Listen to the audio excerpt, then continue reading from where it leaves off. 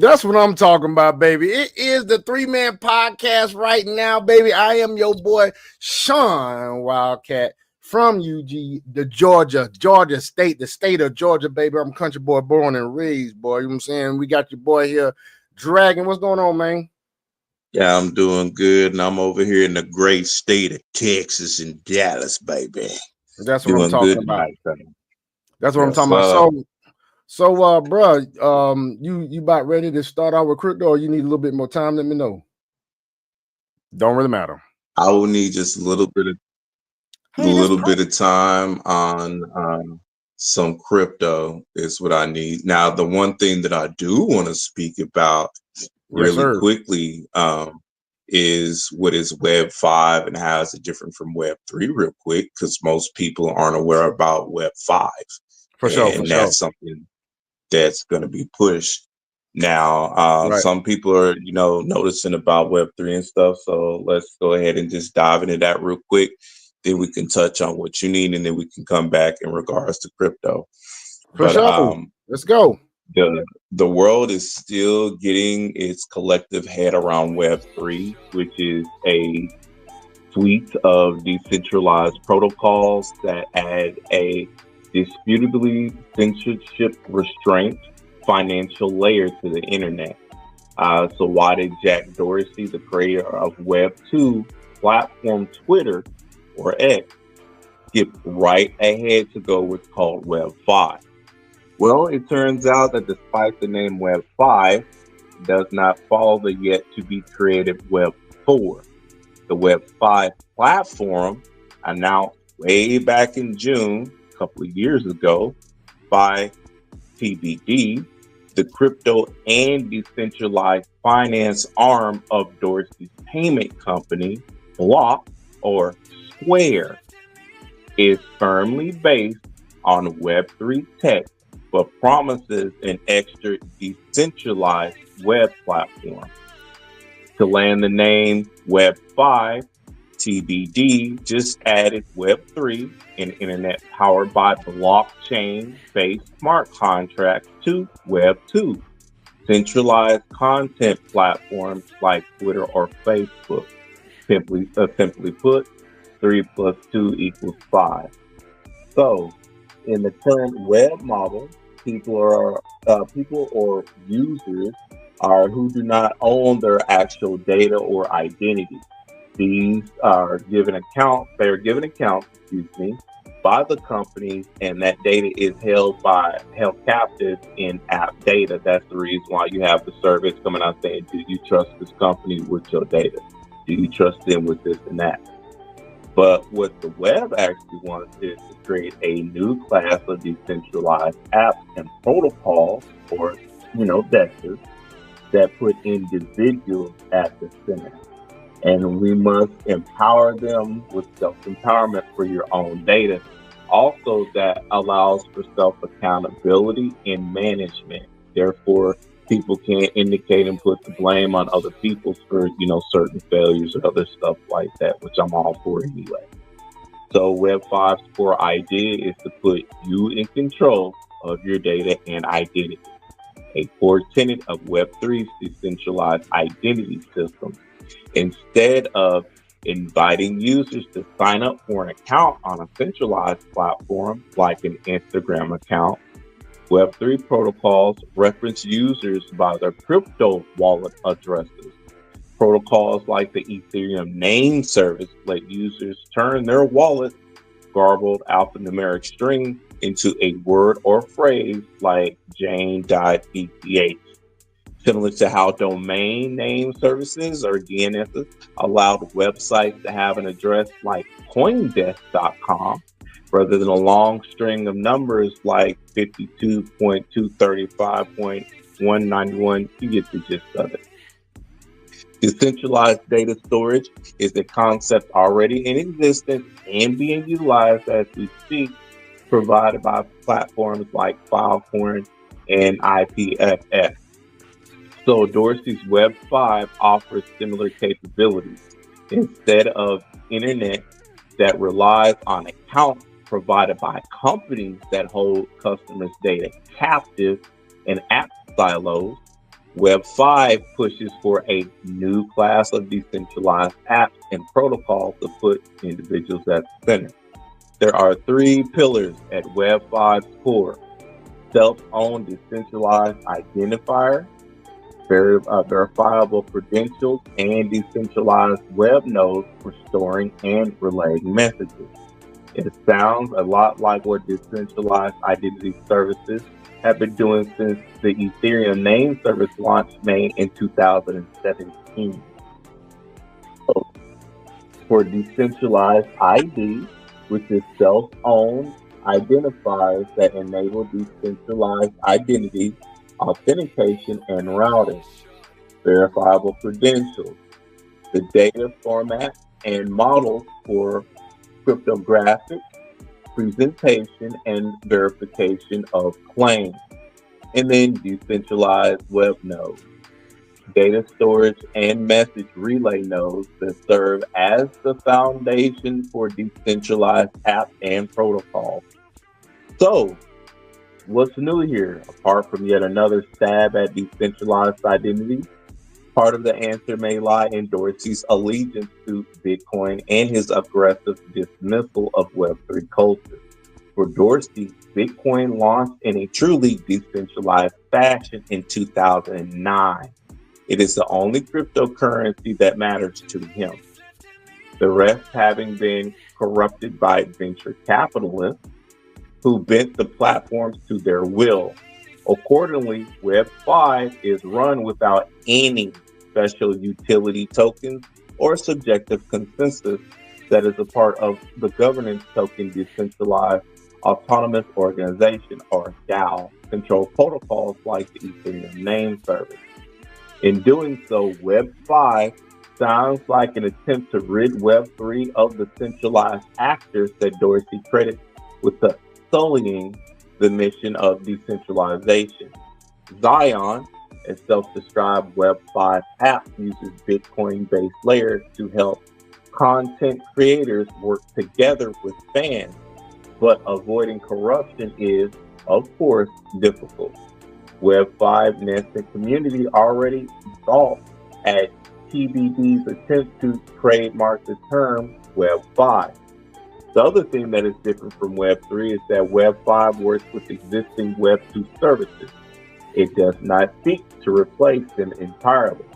Web5 pitch deck provides the example of Brew adding a playlist to a Web5 user's decentralized identifier, which another music service, Tidal, can use to fashion its own playlist with the app. The decentralized identifier prevents the users from having to recreate their preferences on another platform. TBD's other example of Web5 in action involves one user granting her hotel, airline, and rental car provider the ability to add information to her database about her trip. The user can revoke access at any time and choose another service to help her visualize her itinerary.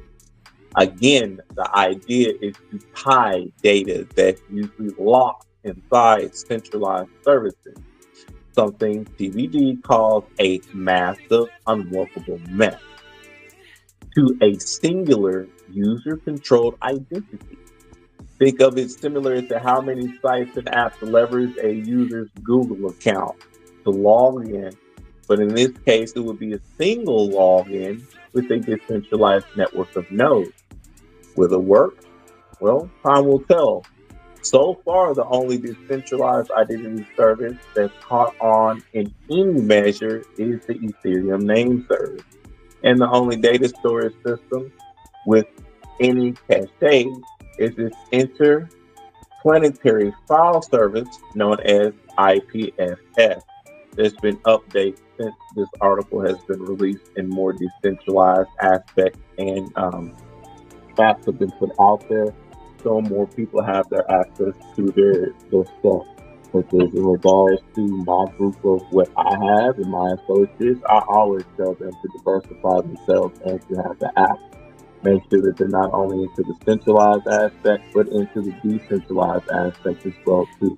It's better to double dip a scoop versus only having one scoop because you're still eating more.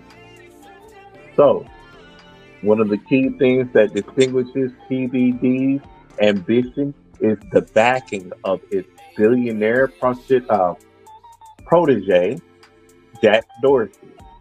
But it's unclear how Web 5 will make money or why, ideological reasons aside, the company is creating such a service. Strategic consultant Arden, book laid out the problem pretty well in a Medium post that followed Web 5's announcement.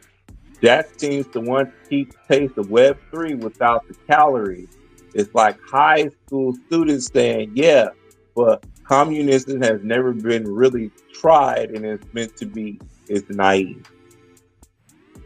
And that's what I wanted to give on some Web 5. So that'll give me time to collect the other little bit of crypto news to be updated. I know later on in a different, I'm saying too much, in a different session, I do want to talk about these AI agents and how we, us brothers, need to start utilizing that more so we can branch out. Especially when we have our businesses, we can have the AI agents doing most of the mundane work so that way we can do more of what we need to, which is having our talks amongst ourselves about how we're going to establish our businesses and help one another out. Then we can network our AI agents in order to facilitate those for us, which gives us more time to be able to take on more adventurous endeavors and more profitable works for us while our AI agents is actually doing all the groundwork, because it's really relatively more it's more efficient, utilizes less time, has more of an inflow, and you can reach a multitude of people really quickly by utilizing these AI agents or these GPT agents. Because in the time frame that it would take you in order to do a couple of things on social media and to reach out to a couple of people, that AI agent can do that in a half fractal of a second. So the time frame, look at it like this. Look at the time frame that it would take for you to reach 1,000 followers. Usually, depending on what your method is, it could take anywhere from like 5 minutes to an hour, depending on what your community base is, who you have your linkings are, and everything else. You put that information into your AI agent, they can, like I said, have it done to you in a half fractal of a second or a second. I BS you not.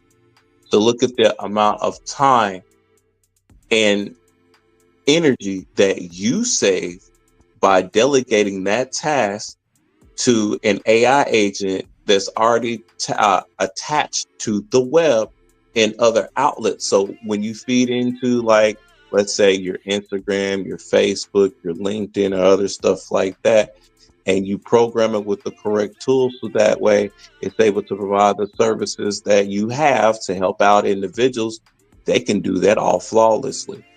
Communication, sending out emails, sending out notifications and other stuff, get your AI bot to do it. Why are you wasting 5 and 6 hours formulating an email, copying and pasting and sending the stuff out, when easily you have a bot that's connected to all your stuff that can easily disperse that information to you, that allows you to leverage your time for more better stuff.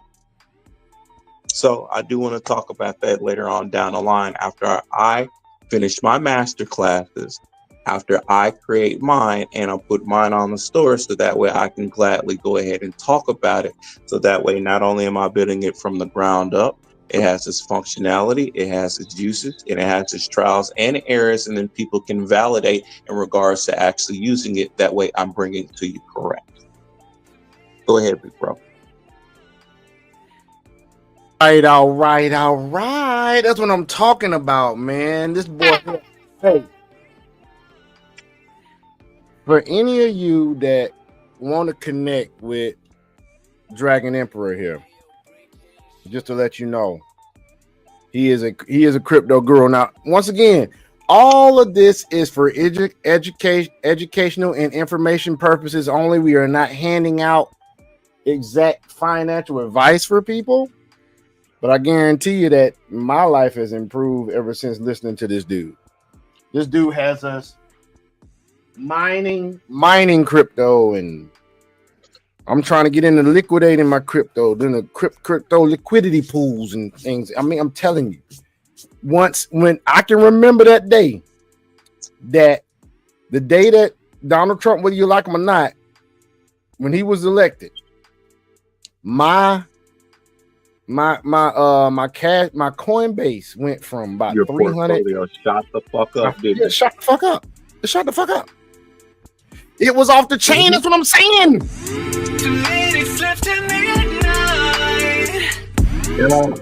Actually, it's about 9 minutes left to midnight, but we almost there, folks. But yeah, I'm telling you, link with this guy. Go ahead, Dragon. Go ahead and give him your email address, man, and I'll put it in the thing. Go ahead and give it to him. My email address that you can actually message me directly is one is either Shindragon Investments or necrocannon@gmail.com is the two best email addresses to reach me at. So I'll go ahead and create. I'm going to create a side one really quickly. Yeah, that's the best one. If you're wanting to reach me in regards to those, you can go ahead and you can reach me there at that email address. For now, I am going to create a dedicated crypto email address in which we'll have put up here. So for your crypto questions, comments, or anything else like that, I can go ahead. You can email me. We can go ahead and talk about a couple of things. And then on that aspect, if you're looking for a couple of things, then I can say, hey, you know, what are you looking for? Here's this, here's that. Then I can give the financial advice, but on the public platforms, and I'm not going to do that. I'd rather do that in private so we can see what you're working with, what your finances are, what your goals are within the next 5 to 10 years. I will tell you this now. If you are short-sighted in regards to what you want to do, it's not relatively going to work, because I'm going to just tell you might as well just stick to day trading. Because me personally, I look at things for longevity and I look at generational wealth. So I'd rather for you to come to me looking at, hey, how can you get into this area to set yourself up for later on down the line, knowing how the volatility of the marketplace is. The same instance to how you'll put your money in the stock market and the market goes up and goes down. It's going to be the exact same thing of how it's going to be in crypto. So you better be looking at stuff for the next 5 to 10 years versus being short-sighted and looking for the 3 to 6 months, because anything can happen within 3 to 6 months. But notice, just like how Tesla stock was $7 at one point in time, how much is Tesla now, and it's how many years later on down the line. That's why I say you need to plan for the long run. Gotcha. All right. So that is Necro Cannon, and first of all, I want to welcome in to the podcast. I want to welcome in Hombre Lobo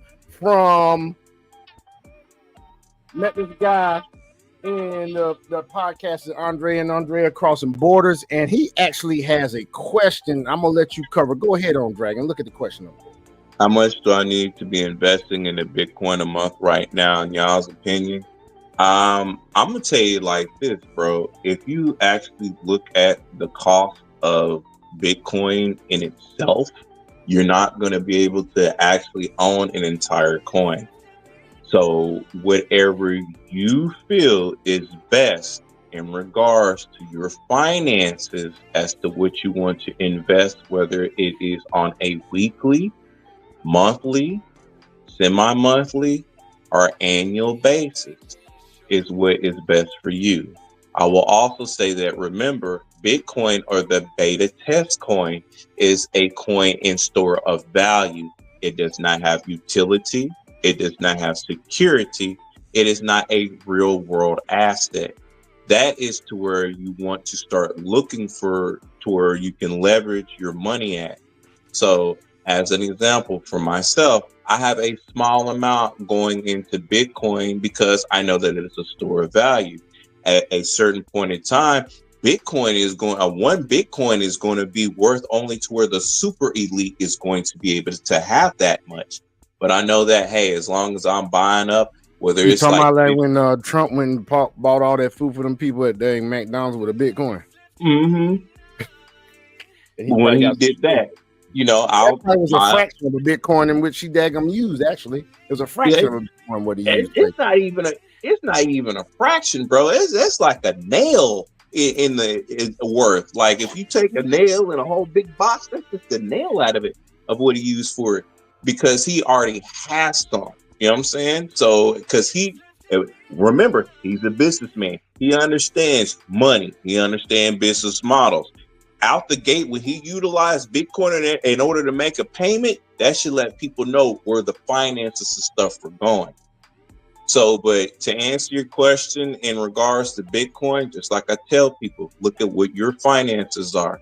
What are you able to set aside either on a weekly, monthly, semi-monthly basis? If people are just starting out and everything else, I'd be like, hey, whether it's $20 a month to get you started, which is $5 a week. If you can invest $5 a week into yourself, which equates to $20 a month, you know what I'm saying?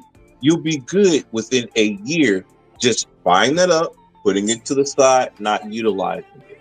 Now, if you're a day trader or if you're into that type of stuff, then you can take what you've invested and you can start day trading it. But whatever you feel is the right amount for yourself of what you can contribute to your wealth within 5 to 10 years later on down the line is what I say for you to do. But in the present time, as to where things are gravitating to the diversities of the cryptocurrencies and utility, security, and stability are going to be the main staple points for the future.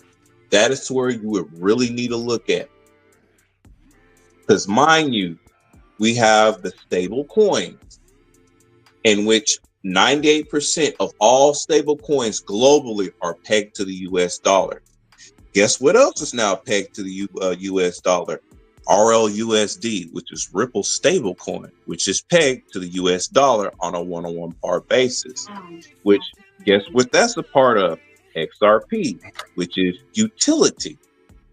So I'm not gonna jump on XRP too much because I know that I talk about that a lot, but I'm painting a picture for you to see where the future is going. To where because folks is at the point. like, I think folks is at the point that Necro Cannon, or otherwise known as Dragon Emperor, has a love affair with XRP. I'm trying to tell you, bro. I have a love affair with crypto, man. I'm just I'm messing not gonna with you, bro. lie. No, you absolutely right, dude. Let me say it like this: crypto has touched me in areas and places that I never thought that I could be touched. It put me in a planetary dimension where my intellectuality has reached new peaks and heights to where I'm over here touching the crescent moon. That is how much crypto has done for me. There he go again. Oh, there he go. This dude here, bro. I look at man. Ain't nothing wrong with that. Ain't nothing wrong with that, man. So you want to hit up crypto and you want to really get and really. All right, now check this out. Now, Mr. Hombre Lobo, who says great info. Thanks, guys. Loving it. You ain't heard nothing yet, bro. He ain't even scratched the surface of how he usually gets deep into crypto every episode. He usually starts at the first top of the hour. Usually we get 11:30. Sometimes we go a little bit longer than that. But I'm telling you, he starts off the hour or starts off the podcast. We actually go sometimes 3 hours with nothing but crypto news. And then I and Max is not here at the time. We get into our tomfoolery, which we may go and talk about current events. We may talk about the election stuff. We may which we don't really talk about no more because it's pretty much over. We may talk about some other news. And right now, the hot thing, the hot topic that everybody's talking about now is, of course, this whole, and I'll say it the way it should be done, the Fox Sports alleged sex scandal, because it's more than just one person. But as I said last podcast, yesterday, the nail that sticks out the farthest will always get hit first and hardest. And when you sit there on national television, because like I said, folks, this is why I think that Joy has been getting so much backlash over this whole thing. Because women have been doing this for years.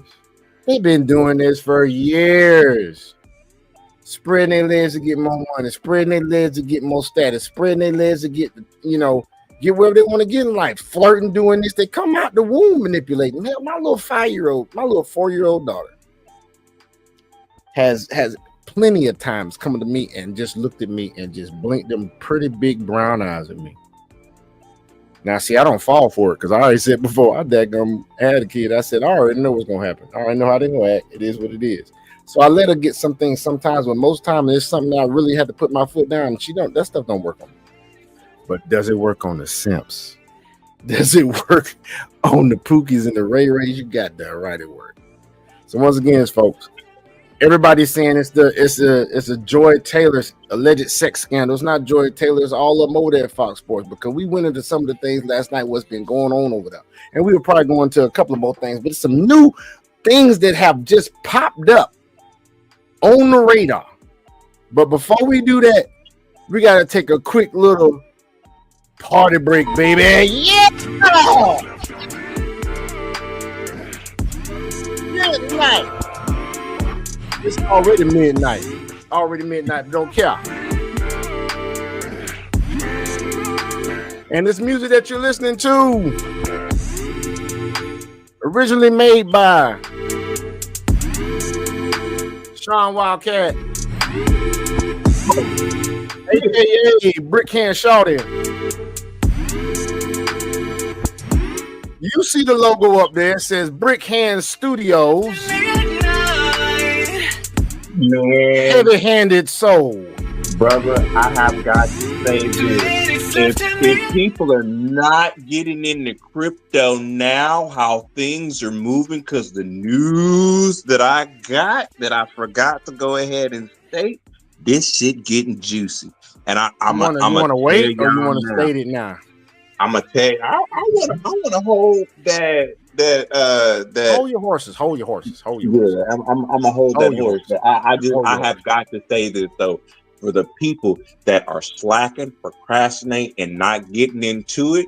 By the time all of this stuff drops and all of it hits, they gonna be huffing, puffing, shoulda, coulda, woulda, if this and that. Man, I know I heard them say this and they gonna be fucking pissed.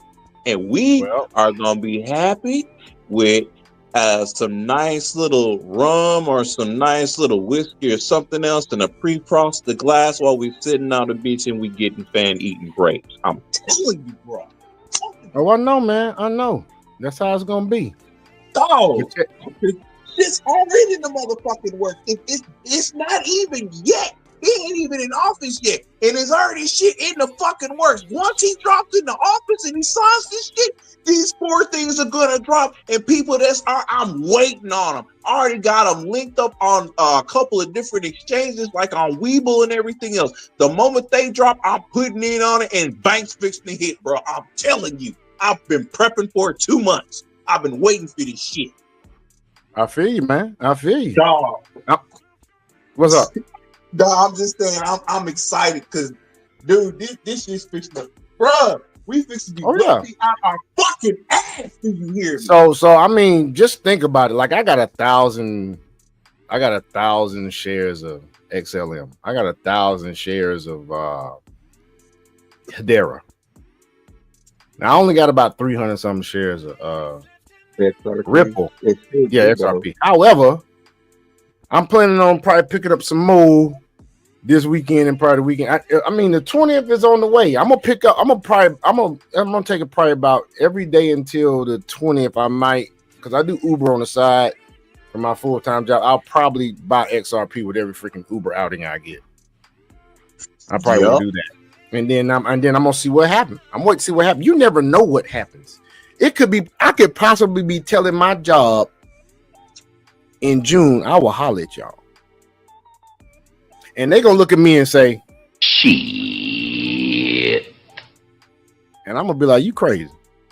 Watch my dust. I'm right. Because I'm already, you already know. And I mentioned this to Hombre Lobo, if he's still in here. I mentioned Mr. Hombre Lobo who once again is fellow country boy like ourselves. You know, he's from the great state of Alabama. I won't dox him and say exactly where he's from in the great state of Alabama, but he's from the great state of Alabama. And just like he and you and I, we country boys, we kind of we are a little resourceful. You know what I'm saying? Yep. And I thought to myself, I said, man, I can't be in this hospital the rest of my life. So you already know, and I informed Mr. Hombre Lobo, I'm just calling him Lobo, that I got to get out this hospital. You know, so it's the IT for me. Yep. IT for me to go remote, even if I don't land 100 and something K job a year, as long as I land me something that can require me to make more than really all I need is about something that gives me about 30 to 35K a year. And I'm not talking about if I just use that to live in another country. I'm talking about with the money I already make on my full time. If I can get me something that makes 35K to 40K extra, dude, you know what I'm doing with all that. Right, but yes, then I already bought an IUL. Already got an IUL. Doing this thing, you know, because I want to go straight full remote so that I can get on a plane and go anywhere I want, be anywhere I want, wherever I want. That's what I was about to tell you, bro. Like with the AI agents and shit, you can automatically do that. You can build your business up on the side, so you ain't got to work for nobody else. And then with the skills and stuff, I hadn't had a chance to read that new material you put in there because I just did a 7-day skit, a 7-day stretch at the hospital. So I ain't really had a chance to really read all that. So you're saying there's AI agents? Oh, okay. So I've already been studying AI. And I kind of slacked off the last 3-4 days. But I do have an app that basically tells you and teaches you how to use AI. And it goes through each different app. So right now I'm on Chat GPT. The next one, if I'm not mistaken, is, I can't remember off the top of my head, but it's something like Prosperi or a Trade GPT, something like that. That's the next one that's next. You know what I'm saying? Mm-hmm. It's taking me through all these different apps. So I get what you're saying. You're basically saying that basically I can basically use AI as like my staff, basically, to do what I need to be done and make money for me. And I ain't even got to do nothing but sit there and smile and look good and spend my money if I want to. Because you can either utilize a couple of GPs from other individuals, link them together to do a service, or you can do low coding. Like that's why I'm doing Python, JavaScript. While I went back to HTML and XHTML, so that way I can write my own base code for my own GPTs and then put that out there as well too, so I can have mine on the store. Then utilizing the other ones to inter-network with mine, so that way I have something unique. Because it's all about uniqueness. Because too many people be trying to copy people, so it's about finding unique information that you really have access and privy to, and that a bunch of people don't. That way you can put it out there so people are utilizing yours, and that's basically your staff. That's what I'm formulating up now.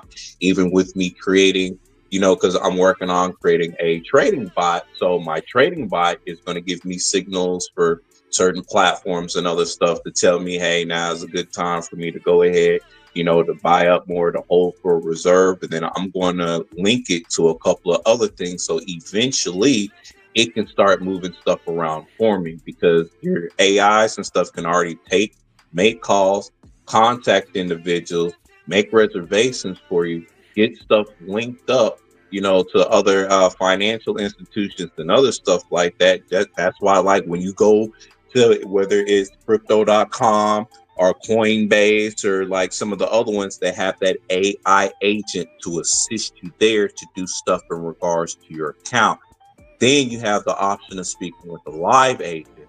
So knowing the fact that you're already speaking with that AI agent that's in there to tell you about your information, about how to do stuff, where to go, and everything else, the next step is to have that functionality to actually do stuff for you in regards to paying different stuff or making these transactions. That's the next step, and that's where we're at now, especially since more stuff is being pushed towards blockchain technology and more automation.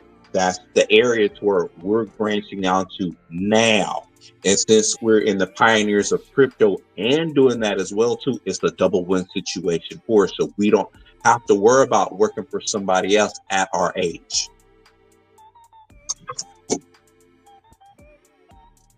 My But bad, I had the mute button on. oh no, you good. I had the mute button on because I'm sitting there looking at Andre and then this live too at the same time. So what'd you say you about to do, bro? I was just saying, like, I'm gonna drop some more information in regards to the AI courses and a couple of other stuff, because I took a literally an hour master class that I was able to get into. They wanted to extend the class out, but the class was gonna cost like $2,000. I was like, nah, you gave me the information of what I need. I can branch off to some other stuff. You can branch off and learn on your own. See, all that is, dude. Man, let me tell you something. Everybody named mama scamming. I'm not saying they scamming. But it's so many people out here selling a little bit of information for nothing, and then to hook you in to pay the bigger fee for most stuff. And I'm like, dude, you don't understand something. I got critical thinking skills, dude. I don't have to pay for your shit. All I got to do is listen to what in the subjects that you mentioned and go deeper into it and study it on my own. And not, but if I got it, yeah, I'll contribute to your thing if you legit enough. Like, for instance, when people have some, like, e-commerce and whatnot, and they teach you how to do an e-commerce page and everything like that. You have this one group, this is family, they're doing it. Now they look like they're just legitimate, and then you want to support them. Cool, I'll do that. But they got a guy out there now. I think he calls himself the Wall Street Trapper. Yeah, I'm not gonna say that. You look like you shady. I'm just gonna take the information that you got and I'm gonna run with it. That's what I'm gonna do. Yeah. Well, check this out. We're gonna do it. We're gonna come back to that crypto, and we're gonna do a slight shift here. We're gonna do a slight shift, folks. Excuse me. It takes a moment. Yes, it does. It takes a moment to make this slight shift, folks. But I'm telling you, alleged events keep coming. The alleged events just keep coming, y'all. What? And we're about to go into something right now. I have not watched this video. I do not know nothing about this video. All I know is I saw it, and I was like, ho. Something ain't right. What is going on? What is going on? For real. Because God dog, man. What in the world keep going on? Well, I know her brother like, let's go, man. Listen to. I heard a couple of seconds of this. Wait till you hear this shit. Hold on. Sports world is reeling. The allegations at Fox Sports have left a trail of shock and outrage, drawing in some of the biggest names in sports media. At the center of this storm is Joy Taylor, the prominent Fast One host accused of dismissing serious sexual. Now, once again, you can't deny. Joy is a pretty bitch. She's a pretty chick now. Yeah, she is very gorgeous. She's good. Now, she got a flat ass. She got a flat ass now, and she got them big old tick bitties. But I know you a bitty man. You a tick bitty man. Yep, I'm a bitty man. I was gonna say, I mean, shit, she's still passing out flapjacks and shit. Flapjacks, bro. Flapjacks. She passing out them flapjacks, bro. I'm trying to tell you right now, she passing out them flapjacks. I mean, I'm a butt man, but I would definitely knock her down. But just like Andre was saying on his webcast, she nothing but a pretty bottom feeder. Yep. Allegedly. Because she was she was working as this is factual. She was working as a fill-in radio host. Which means basically, which basically means somebody at the radio station need to go on vacation. Somebody's sick. Okay, that's Miami. So the hurricane happened. The radio station's still open, but somebody had a palm tree land on their house and they can't get to work. They're gonna call her in. So she ain't even got full-time hours. She works as a full-time bartender.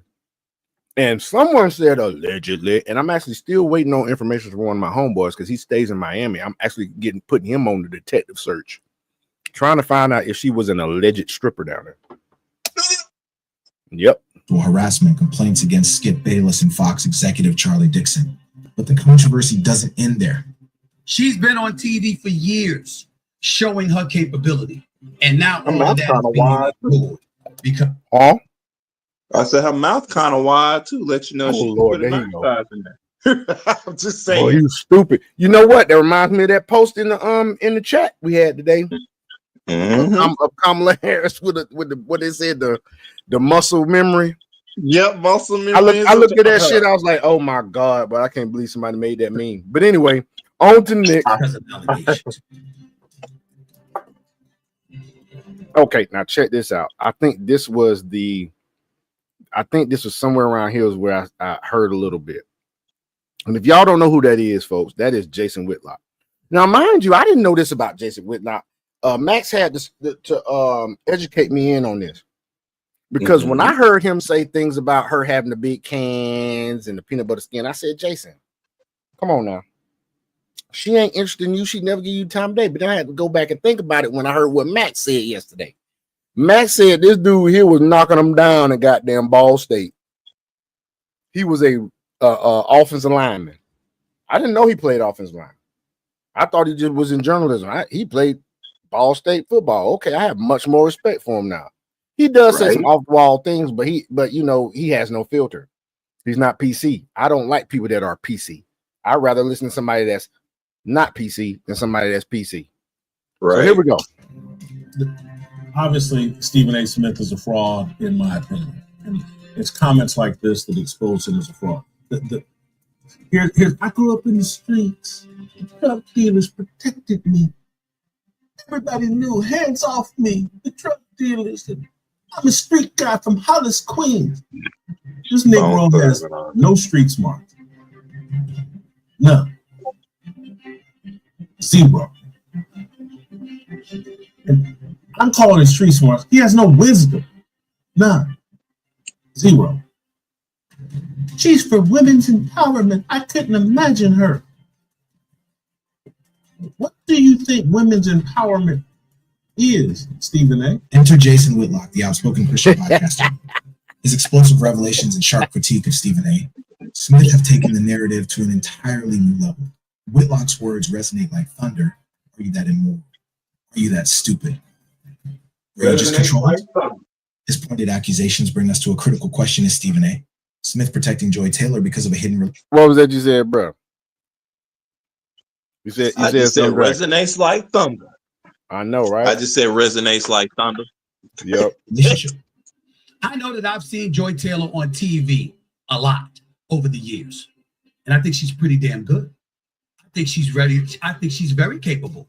I think she's worthy of the position. Another woman of color down here. You see this young lady right here? Oh my God. Mm-hmm. I ain't no simp. I ain't no simp, bro. But I swear I eat a pack of popcorn off her belly, bro. I'm trying to tell you, I'm just saying. That's all, man. I'm just saying. I understand. She fine to me too. Shit.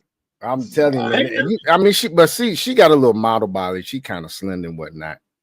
She ain't got the up top like girl, but I mean, like I said before, goddamn, Joy Taylor's pretty, bro. She pretty. I'm glad she don't look like her brother. That she has on Fox Sports. I think her podcast with Taylor Rooks is a damn good podcast. Podcast trash. I think her credentials in this business have been established. Skip got baited in a sexual Olympic with Shannon Sharp. I said, you bring these athletes and mainstream them all the way through these television networks. Now you got a locker room culture. All right, so if you don't know what he's talking about, and I know what he's talking about because I've been following these videos. Basically, he's saying Skip is on the spectrum. Skip is on the spectrum, and that is the PC way of saying somebody wrote that short bus on the way to school and they were looking in the window in the back. So, I'm sorry, I'm eating popcorn. I almost choked myself. So, basically what happened is that he's saying that Skip Bayless, his personality, he won't let stuff go. He has to win an argument, right? Mm-hmm. He's very competition minded. So he's saying that he was competing with Shannon for attention. like a freaking female for this chick. And a locker room culture is a sexual Olympics. Let's delve deeper into how Stephen A. Smith's defense of Joy Taylor raises more questions than it answers. When the allegations surfaced, Stephen A. Smith took to his podcast, The Stephen A. Smith Show, to stand by Joy Taylor and Skip Bayless. In an uncharacteristically reserved tone, Smith claimed he was heartbroken for Bayless, someone he's known for decades. He insisted he had no knowledge of the veracity of the claims, but made an odd assertion. The Skip Bayless I know has a hard time giving away $15, let alone offering $1.5 million for sex. This is just the people that take Stephen A. Smith seriously and think he represents some sort of black masculinity or black empowerment or black anything. It's like you are a clown that you can't see through. This dude is completely emasculated. He's propped up because he's a clown. He has no street smarts, no wisdom. His point of view is completely feminized. I just want Stephen A. Smith's forehead, his hairline to catch up with his nose, man.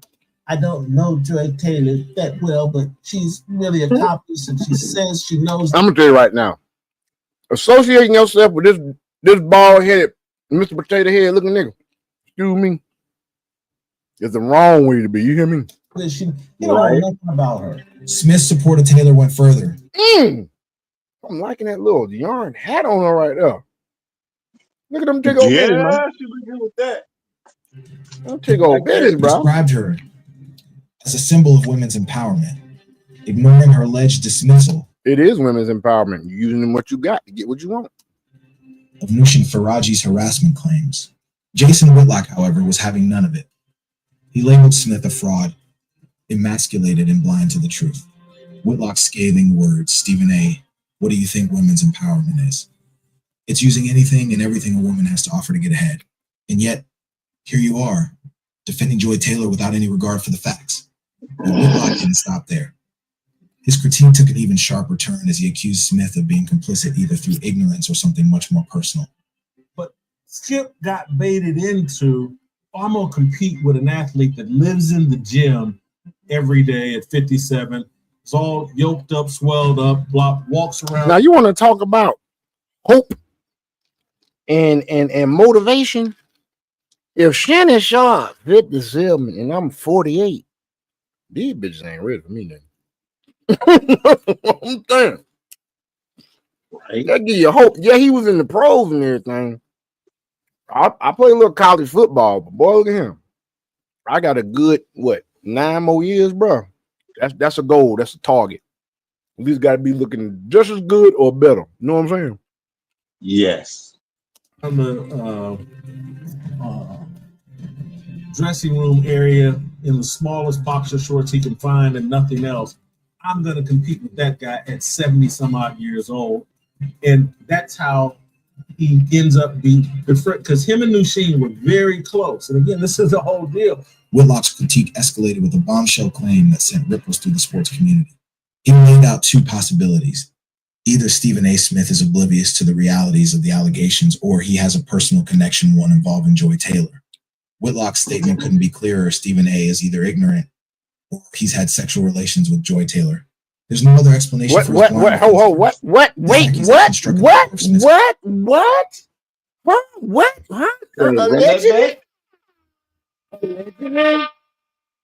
Allegedly. We got to put allegedly in now. All right, y'all. There's a possibility now Jason Whitlock is saying, or has said, according to this video, that maybe Stephen A. Smith has knocked that down. Wasn't there a rumor about Stephen A. Smith had knocked down Molly, the other chick? But you don't watch them shows. I gotta research that. It's a chick named Molly. Dude, I swear for God, man, I'm gonna show you this pic real quick. Excuse me, folks. I have got to show them this pic. Little background. Dragon does dragon things, which is he's a herbalist. He has his job he does. You know, he's in the crypto. He does a lot of different things. He does crafts. He makes things with his hands. I'm not gonna mention what those things are, but he makes things with his hands. So with that being said, he doesn't watch a lot of sports, and he is not aware of these goddamn peanut butter skin women on these shows, dog. Molly Crumb. Oh my God, let me show you this chick here, dog. Molly Crumb. I don't even own a TV, bro. You know on TV? Well, that's good, dog. I got a Roku for guests, but I don't cut that motherfucker on. I'm always in my laboratory, dog. Like always in the lab. So Dragon. See if I can get this come up real quick. I'm gonna see if I can find the actual story. But there's a story that happened between her and Stephen A. I think it did. Hold on now, folks. Bear with me, folks. Bear with me. Okay, so news that is everyone's mind right now is one that concerns long-term analyst Skip Bayless and Fox Sports. Naturally, the onus came on those who work with the analysts, such as former ESPN colleague Stephen A. Smith, to speak about the allegations. The allegations they're talking about is Skip Bayless and Joy Taylor. But for some reason, it's not showing the scandal that I wanted to show. So you know what I'm gonna do? I'm just gonna show you guys Molly Quorum that don't know Molly Quorum. I know that Dragon doesn't, so I have to show him that. So Dragon, yeah, I have no idea who that is. I'm about to show you who Molly Quorum is, bro. All right, show bro. you who she is, bro. This is Molly Quorum, and she works at ESPN. And it was something going on a few years ago. I'm not gonna tell you what it was because I don't remember, and I don't want to misspeak. But let's just say that there was allegations out there. There's somebody that there was some allegations. That's all I'm gonna say. There was some allegations. That's all I'm gonna say, dog. So it would not shock me. It would not shock me if these alleged events that Jason Whitlock is now alluding to is going on, meaning that Stephen A. Smith may possibly been involved with her as well. You feel what I'm saying? Credibility, prompting an avalanche of speculation. Social media lit up with fans and critics alike demanding answers. Could Whitlock's claim hold water? And if so, what does this mean for Smith's stance on Iraq? Say what now? It's probably because I got my thing up too high. That sound better? And then I'm gonna leave the name out of this. It's echoing. Names out of this. But about now, alleged this lawsuit about Joy Taylor. No, it's still echoing. Her sleeping with Charlie Dixon. There you go. Telling that's better. That she will control Charlie Dixon. To understand Wade Whitlock's words, we must examine Joy Taylor's role in this controversy, both as alleged enabler and a central figure in a toxic culture of Fox Sports. Joy Taylor's image as a champion of diversity and empowerment has been severely tarnished. How about now? A lawsuit filed by Nisha Faraji accuses Taylor of turning a blind eye to sexual harassment complaints. Yeah, Faraji alleges that Taylor dismissed her concerns, telling her to get over it. Even more damning, the lawsuit connects Taylor to romantic relationships with two powerful figures at Fox, Charlie Dixon and Emmanuel Lacko. Whitlock's commentary pulls no punches. He claims Taylor's actions epitomize what he sees as the corruption of the feminist movement. Joy Taylor is a symbol of this Black Queens movement. He said, where merit takes a backseat to manipulation and chaos. Former colleague Marcellus Wiley's starting to echo again, dog. Ask Lobo. Wiley admits hearing rumors of Taylor's. I don't know why it's doing that, bro. I don't know why it's doing that. But hey, once again, folks, we sorry. We started this podcast less than 3 months ago. And so we are still going through trying to figure out things. This has all been straight up just an experiment. By the time we get to 1,000 freaking subscribers, by the time we get to 100 subscribers, best believe we're gonna have this thing down pat. You better believe it. Describing them as an open secret within the network. As the spotlight intensifies on Taylor, the broader implications of these allegations demand scrutiny. How do they reflect the toxic culture within Fox Sports? Okay, you guys are insisting on a woman being on this show because that's what everybody wants. And I was like, well, you need to bring a grown-ass woman on the show if it's going to be with men. It can't be at this time. This is 10 years ago. Joy Taylor's probably 25, 26. Well, see, here's the thing, man. You had Cam Newton come out against this dude. You had Willie D, old non-talking ass. First of all, I don't even understand why the hell Willie D even talking about none of this shit, dog. You and Cam. Because you and Cam done been through many freaking females, y'all. You when you was with the Ghetto Boys and Cam got, what, 8 baby mamas now? Then you had Godfrey tried to come out and be funny. But I don't understand. This is like this. Jason Whitlock was straight up transparent. He said, look, I know myself. I see them big cans and I see the peanut butter skin. That's very inappropriate to say. It's inappropriate to say, but we got goddamn Sexy Red and goddamn old girl out here talking about moose knuckle. But it's inappropriate for him to say that she got big cans. Women sexualize themselves. Why the hell are you worrying about women sexualize themselves? Some women. Moose knuckles. She already sitting on the goddamn panel of every show she's on, bruh, with her mama jugs out. You know what I'm saying? Do I need to go to Google and look up every picture that of this woman? I have to go through that? I don't think so. But anyway, moving on. You talking about? I mean, I got a lot of discipline, but 25-year-old with them big cans and that peanut butter skin who has nothing to say. At some point, I'm going to lose respect. Yeah, what he said. Well, the only thing she's got to offer is them big cans and that peanut butter skin. The big can, them peanut butter skin, baby. Put up with this. I might as well enjoy the big can. And so I said no. The allegations against Fox Sports paint a grim picture. From Skip Bayless's alleged proposition of Farage and Charlie Dixon's inappropriate advances, the environment described in the lawsuit is toxic and rife with exploitation. Taylor's alleged implicitly only adds to this. All right, we're not going to look at this whole thing because I got something else I want to show. Let me get to it, folks. Let me go ahead and take this away. So, folks, once again,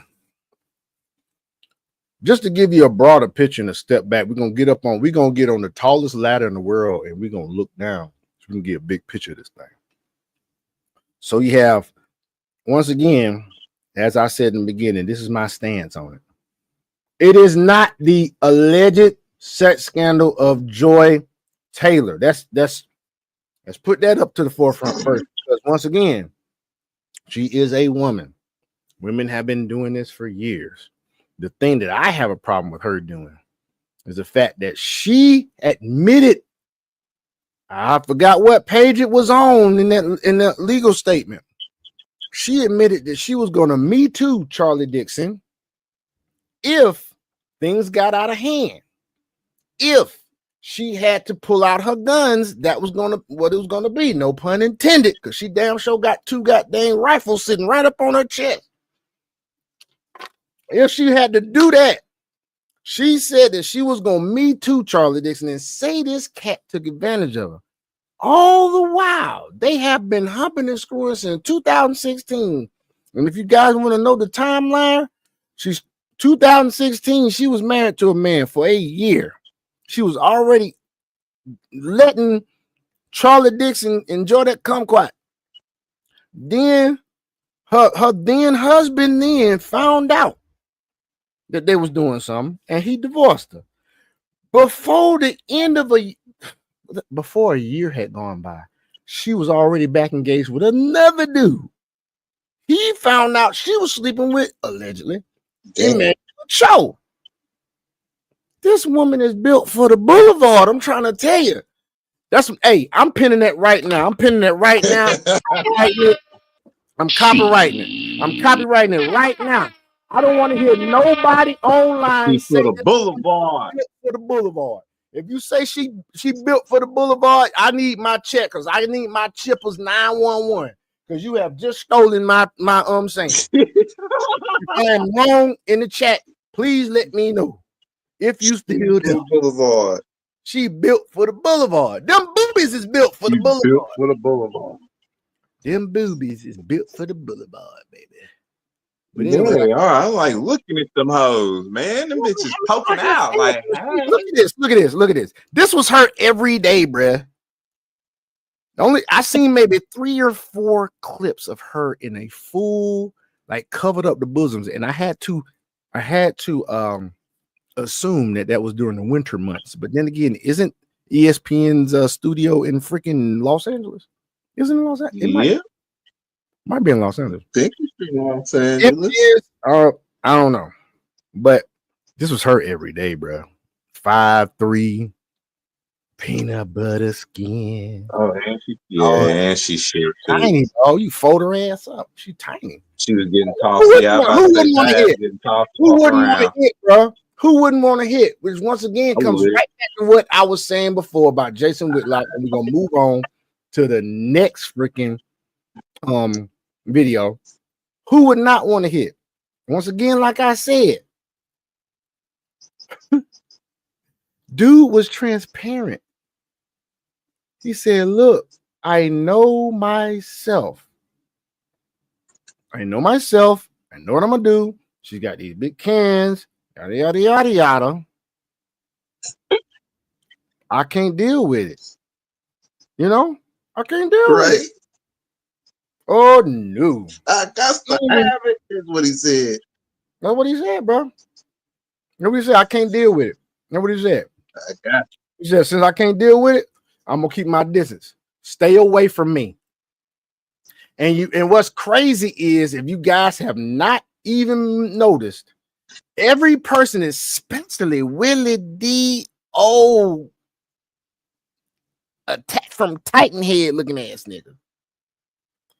This dude here, yeah, he looked like one of them daggum Titans. You just look at his face. He looked like one of them Titans, bro. He looked like the muscle Titan. This Attack from Titan looking ass nigga, you know, this cat here. I can't see every it. time. You're the only one that's popping up. Huh? What's that? What'd you say, bro? Dragon.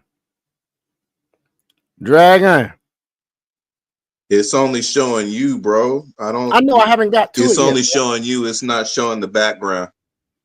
Okay. It's all good. It's only showing you. Can you hear me? Yes, I can hear you, bro. Yeah, I'm here. It's okay. It's all right. No.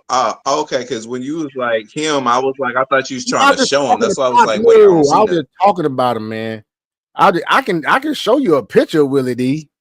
I think something's wrong with my internet. I don't even want to listen to this cat again. This dude look like one of them Titans from Attack on Titan. I swear for God, bro. Oh, this dude look like one of them Titans, man. You don't see that face? Look at that big old head. Look at that big old nose, bro. And he sat there. I only showed that to show. Damn. Y'all. Okay. I only showed that to show y'all this. This dude, every few seconds to a minute out his mouth, he's sitting there shaming Jason Whitlock, saying how he looking. Ain't nobody go Teddy Ruxpin looking. You know, ain't nobody. He didn't actually say that. I said that. But they didn't fail to realize what we found out from Max last night, folks, that Jason Whitlock used to knock him down at Ball State. So, I mean, Willie D, Cam Newton, you know, Godfrey. Maybe you don't know what you're talking about, because I tend to trust what my boy Max said, because Max was a college football player and he also played for Jackson State. I played Fort Valley State, and if I'm not mistaken, they may have played Ball State, so he may have even actually, you know, got some history with that, you know. So he probably was knocking them down. But my point with the making was straight to shaming this dude instead of listening to what he was freaking saying.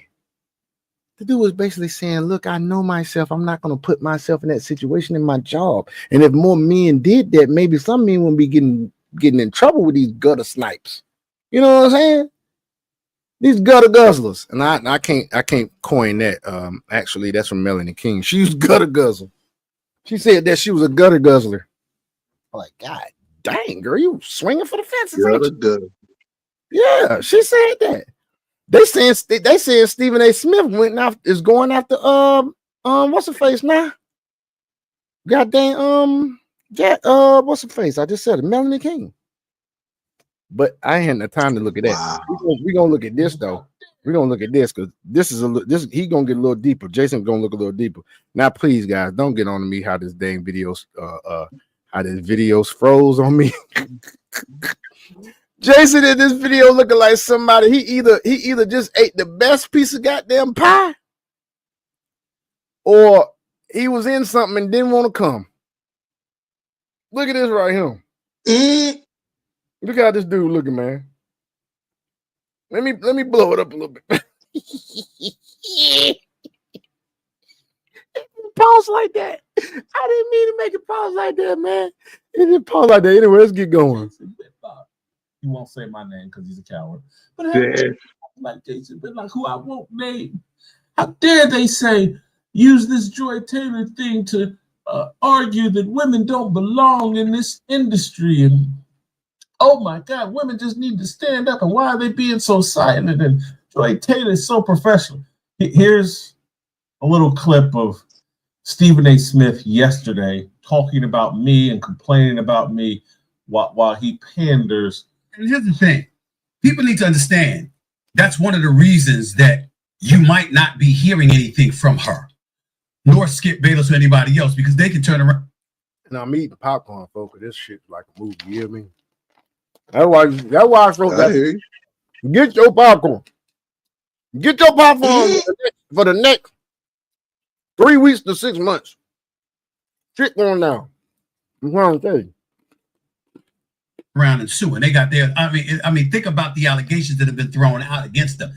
Think about, the need that they may feel to retaliate, and as a result of that, I think that is even further requirement for people to be careful. But let me tell you why I wanted you on here, Tori, because I have to admit I'm pretty pissed off. Now, there's a few people's names I'm not going to mention because damn it, they ain't worth it. Okay, and I get that, but there's a few men out there that are acting like, this is the perfect excuse to justify why we make the argument that women don't belong in the industry, which is an incredibly egregious thing to say. Okay, they'll look at any woman sitting in a host chair, or any woman that's a reporter out there, or any woman that has to walk into the locker room, and all of a sudden their credibility is being questioned.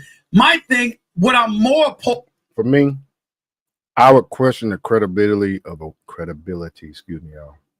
I would question the credibility of a woman, just like I question the credibility of a man. In other words, this is what I'm saying. I have no problem with women being in sports commentation. My thing is this. Why not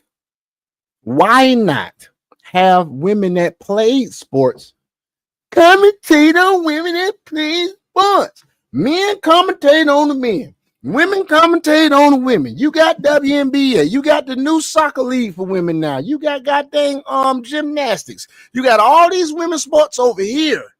Y'all stay over there. We'll stay over here. Because you can't say that Candace Parker don't know nothing about basketball. You can't say that Cheryl Swoops can't come on here and talk about her sport. What's that daggone rugby player, man, that everybody love? That white girl that got the she looked like Gargamel in the face, got them big ass thighs. I can't remember her name. Her name Cinder Ma, whatever her name is.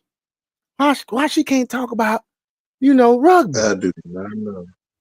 You know what I'm saying? Y'all stay over there. We'll stay over here. Pam Oliver, as much as I love picking on her hair, she on the sideline of an NFL game and ain't putting that damn helmet on. And if the same man, like if Skip Bayless was down there on the field, I'd be like, what the hell is Skip Bayless doing down there on the field? He ain't putting that damn helmet on. I say the same thing. And I'm saying it now. Yes. My boy Lobo, shout out. SMA. LOL. Yes. That goddamn Steve. Let's go. Even that is the women all over social media that are allowing most egregious, Tori. is the abundance of women out there who are laughing, who are pointing the finger at Joy Taylor with I ain't seen them. profound level of guilt as if they know. What women is he talking about? I ain't seen that, man. As much as I'm on social media, man, just researching, just trying to catch somebody slipping. What women is he talking about? I ain't seen that now. That's right. I said it now. I ain't seen that now women out there. Even when they throw in the word allegedly, they do it with smirks on their face, sort of dismissive, because in this business, we know how to speak body language, not just with words. And not only that, they're using it as an... Oh, he must be talking about Melody King. I think he went at Melody King, bro. We're going to go deep into this, y'all. We're going to go deep into this. An excuse to question her credibility. Now, I don't know what happened, but let me tell you what I do know. I know that I've seen Joy Taylor on TV. With them titties out. A lot. With them titties out. The years. And I with them titties out. I think she's pretty... A lot over the years with them titties out. Pretty damn good. I think she's ready. I think she's very... I think she's worthy of the position that she has on Fox Sports. She's worthy of the position that she has on Fox Sports. Yeah, yeah, for sure. He's rambling. He is doing what most women do. Well, I would say this. He's doing what women that have a terrible mindset do, and that's word salad. That's what he's doing. You said bird salad? Brooks, no, not bird salad. I'm having to volume on my mic until I fix this problem with this echoing. So that's probably why you didn't hear me. Cast. I think her credentials in this business have been established.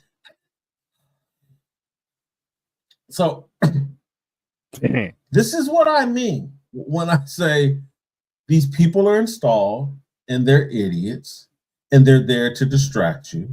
And like, how dare I question the credibility of Joy Taylor? Stephen A., how dare I question the ability of a woman that was a freaking fill-in radio show host and a goddamn full-time bartender before 2016. Yeah, she's been on the air. She's been on the air a long time.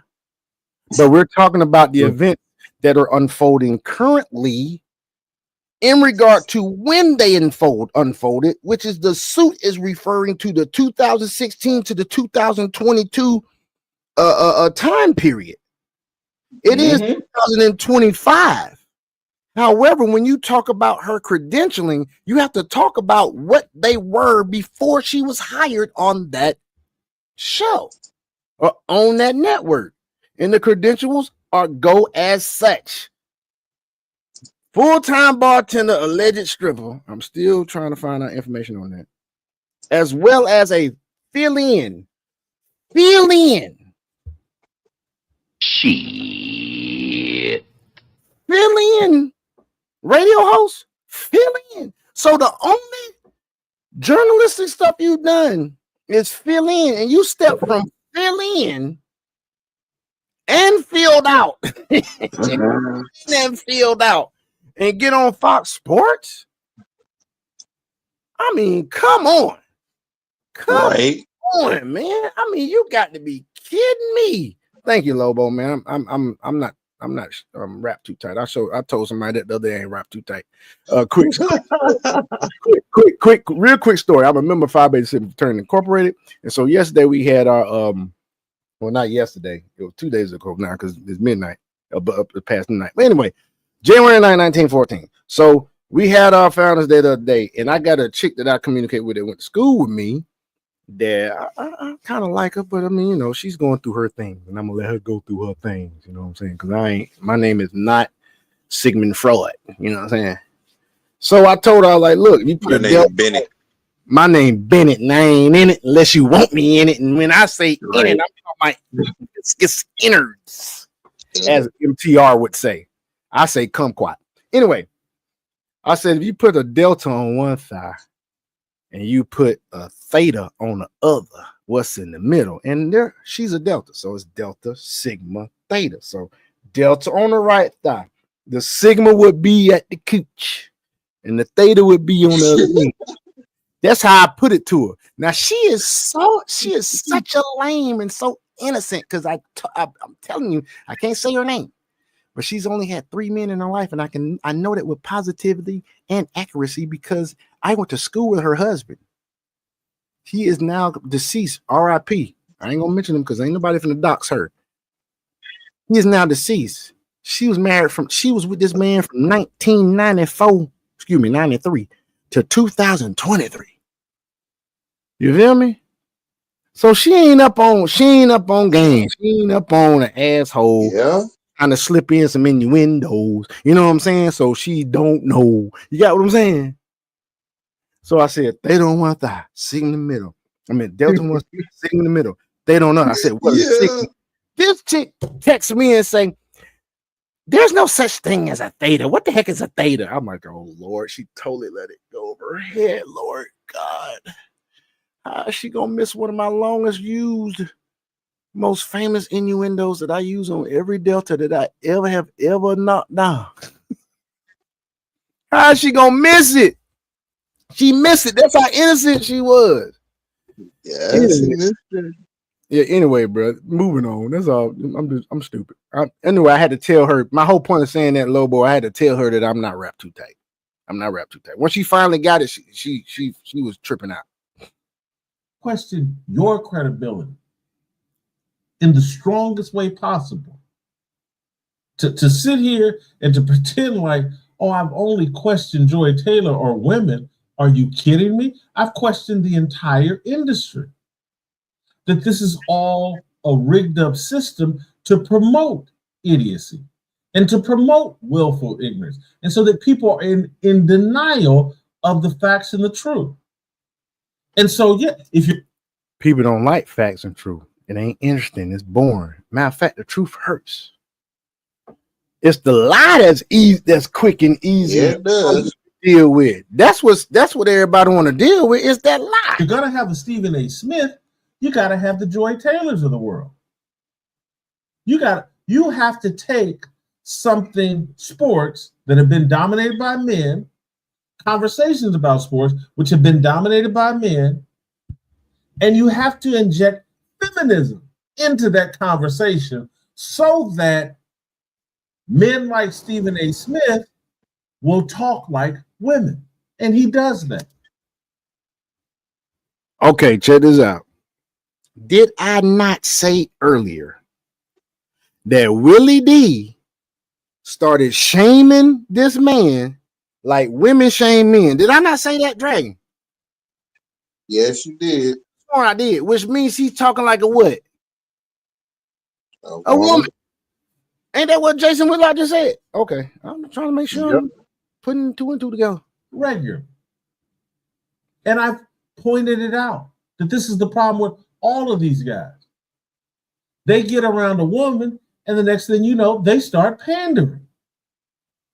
And if it's an attractive woman, oh my God, there's no limit to what they won't say. Man, he ain't lying, though. No, he ain't lying. The reason why I'm laughing is because I'm thinking back to that Emmanuel Chokes clip when it was her birthday and she came out on the set. And he was like, there is no person that I've ever worked with in my life that is anything like this woman that I'm about to bring out here right now. I'm like, God, dog, bro. Just go ahead and lick your mouth. Just go ahead and hook your mouth up to a booty hole and suck all the shit up out of her ass, dog. Because you are brown. I'm fucking dog. You are brown nosing, nigga, at this point. I'm like, damn, didn't she allegedly hump you to get influenced to get on the show? Why are you even freaking tooting her horn like your ass play for the goddamn Jackson State marching, band or something, bro? Take that trumpet out your mouth, nigga. Right? Take that trumpet out your mouth. Upset with me. Can't really talk about it because he's scared of me. What? What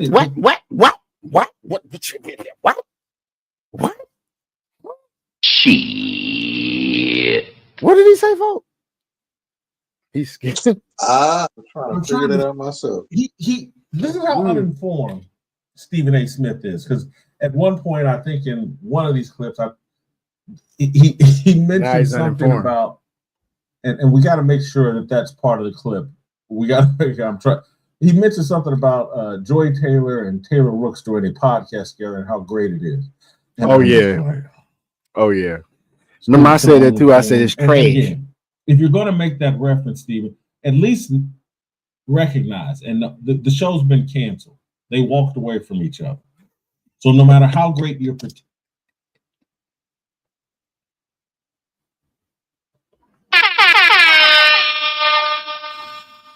Don DeMarco, I gotta say it myself. I don't know what happened to my little thing, man. I missed the Don. I gotta put the Don DeMarco sound back on there. This dude just made Stephen A. Smith look like the stupidest dude, at least today. Saying that if you're gonna at least say that, at least do your freaking research, because they already canceled the daggone podcast. They walked away from it. Oh, I think it's gonna be a great podcast. Right. You ought to listen to it. Now, I am not saying that I know everything that exists out here, but their podcast is gonna be good. No, it's gonna be good. No, dude, that shit canceled. The line to think show is great and blah blah blah. It doesn't even exist anymore, Stephen A. You're so freaking uninformed. It's embarrassing. And your point of view. Folks, this thing is getting interesting. You hear me? Hey, all right, check this out. At World of Shanka, hey, what are you streaming on? Tablet, phone, or laptop? Right now, I'm on a desktop. And I have some more things I need to do. And it's just basically I've been working too much. But thank you, God. I got Sunday, Monday, Tuesday, and Wednesday off. Matter of fact, I don't gotta go back to work till next Saturday. We might be streaming every day, y'all. I'm gonna do my little part-time little side gig, and I'm gonna probably stream there this week coming up. But I gotta do some reading and stuff, and I'll have it worked out probably by Monday. But I am on a desktop, not on the phone. I'm not on my tablet. I'm on my desktop. I'm not streaming on any of that stuff. I like to have control and stuff. I could do it on a laptop, but I like my desktop. I'm currently working with a I got Windows 11 Pro computer that I built myself, 64 gig of RAM, about 6 terabytes of memory. Looking at about I'm connected to it with I want to say a Type-C connector, but not Lightning. And I got a nice little monitor and some speakers and stuff, man. But yeah, that's what I'm working on, bro. On to the next show. Is so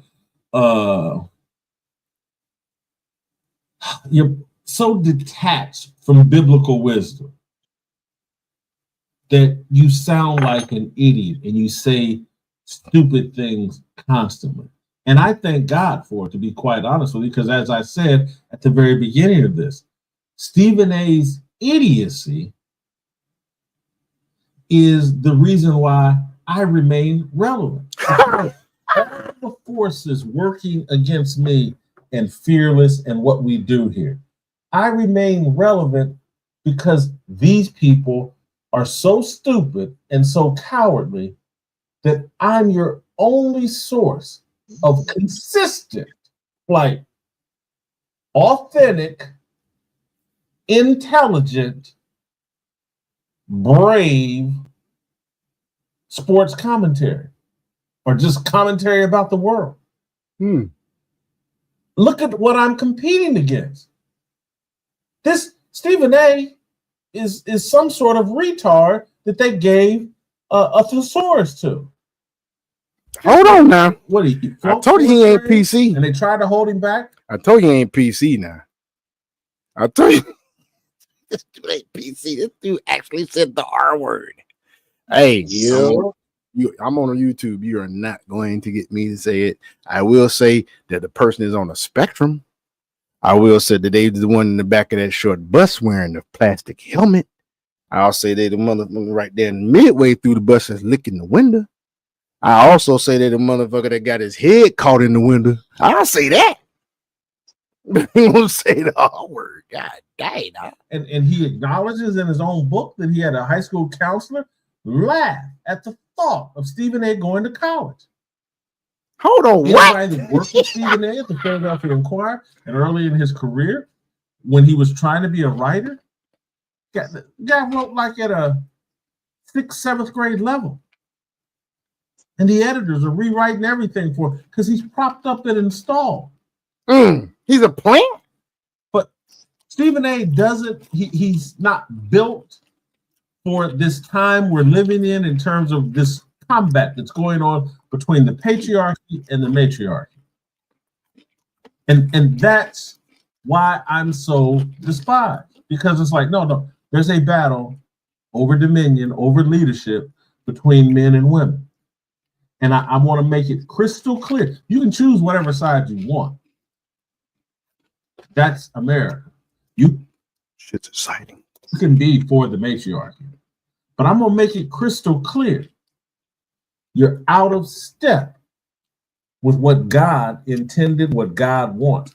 Don't call yourself a Christian. Don't pretend to be a Christian. If you're pro-matriarchy, if you're pro-women in power and leading, if you're pro this feminism that is absolutely destroying America, Black America, we've been destroyed.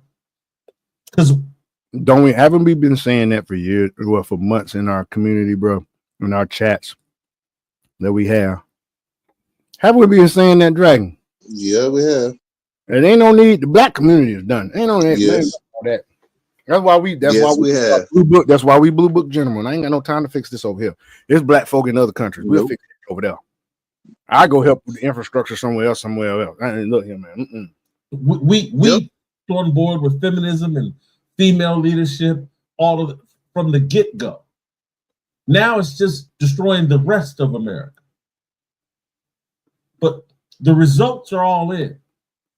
And I'm tired of the people pretending like, well, it really wasn't feminism and blah, blah. If we had just, men this and white man that and Christianity this and evangelicals that and Black men are no good and blah, blah, blah. So you can choose whatever you want. But you're just letting everybody know, hey, look, I'm really a Satanist. I really have that demon. I may not even know it, but that's why a lot of people reject this show, is because, like, oh, I'm gonna make you know it. I'm not gonna get into it because I'm trying not to. I want to speak on it. But I'm trying not to get on it. He's 99.9% right about a woman being in leadership. I'm a man that I don't want a woman in leadership. However, I've been a man that's been in jobs and women have been leading. But I think also that has to do with what the Bible said about that. The Bible said all that stuff in the Old Testament about a woman shouldn't talk in church. But another thing that people have to understand is that Deborah was a judge in the Bible.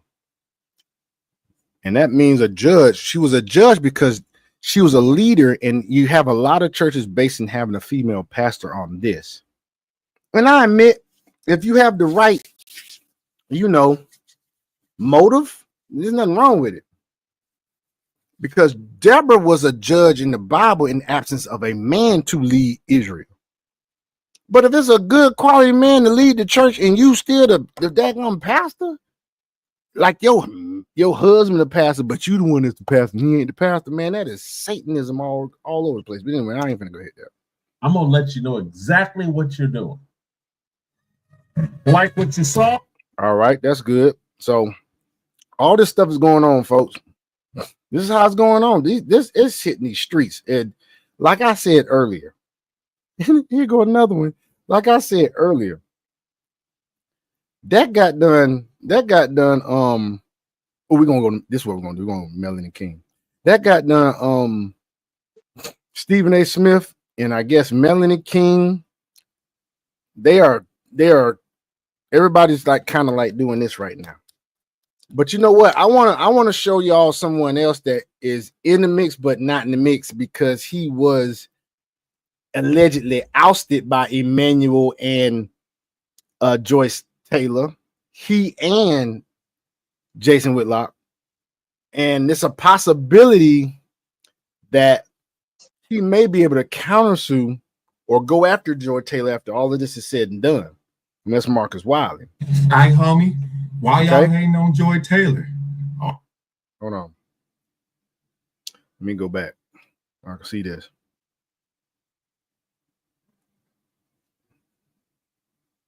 Hey, homie, why y'all hating on Joy Taylor? Oh, they're trying to blame us. Nah, they're not blaming me. They blaming you.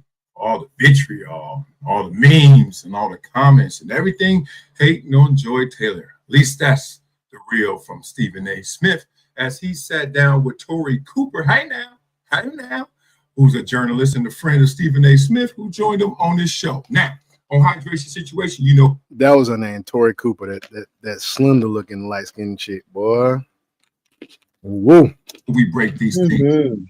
Just like we watch film in sports and football. I see the sideline copy, the end zone copy. Well, we're going to break this video down a different time. Another video where I'm going to break down the words of Stephen A. Smith and Tori Cooper. But right now, let's keep it general because, y'all want to talk about the elephant in the room? The elephant outside? Well, out of deep respect, LA is on fire. And I'm going to detail that, chronicle that in a different video. But for right now, we even had our own scare. We had to do a self-evacuation yesterday as clouds of smoke were coming over the hillside right into our backyard. I'll break that down for you another time. So I'm on my 4th night without electricity and power. Damn. Yeah, that part. So I'm in the backyard going hard about to bring this story to you. Where Stephen A. Smith says the media is singling out Joy Taylor and hating on her. So Tori Cooper says, why is she the focus when she's not accused of sexual? She the freaking focus because her ass. I was going to talk about this earlier, y'all. If I had the time and I felt like do it, I'll show you. I probably could show y'all. Joy Taylor is not one to bashfully talk about her accomplishments or what she needed to get where she was. She has gone and said this on national TV about what she's had to go through to put herself in the position. That's why she is getting targeted. I said the nail that sticks out the farthest gets hit first and the hardest. You don't see freaking Charlie Dixon nowhere because he's an exec. You don't see Manuel at show talking about how he got into his position because he played professional football. He don't have to say how he got his daggum job. Right. You don't hear goddamn Skip Bayless talking about what he did. He has a couple of times talk about how much he's worked in it and what he's done, but it's not like he's putting it out there to say, this is why they've hired me. This is why I'm here. This is why I'm up there. He has not done that to my knowledge. But that got done cute ass big titty committee chick, Joy Taylor. She has said this. Then she has gone on and said that men that ain't qualified shouldn't work. And she's gone on and said all kinds of feminist stuff. Remember they had, you probably don't remember Dragon. They had for months these clips they put out with Joy Taylor and just basically just being all this vitriol she used to have. That's why she getting hit hard. She couldn't shut her ass up. Battery, but just sexual behavior for job advancement.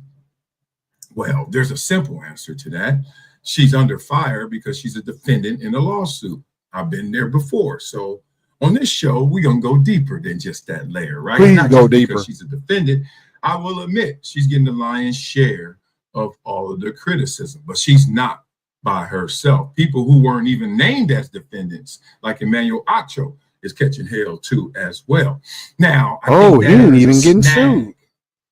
He ain't even getting sued, which means he got that coochie for free. He got that coochie for free. He got that coochie for free. In terms of both of those, Joy Taylor was perceived as a journalist, a broadcaster, host. Yeah. But also she leaned into heavily her sexuality, whether it was her podcast Too Personal, which I heard was now canceled.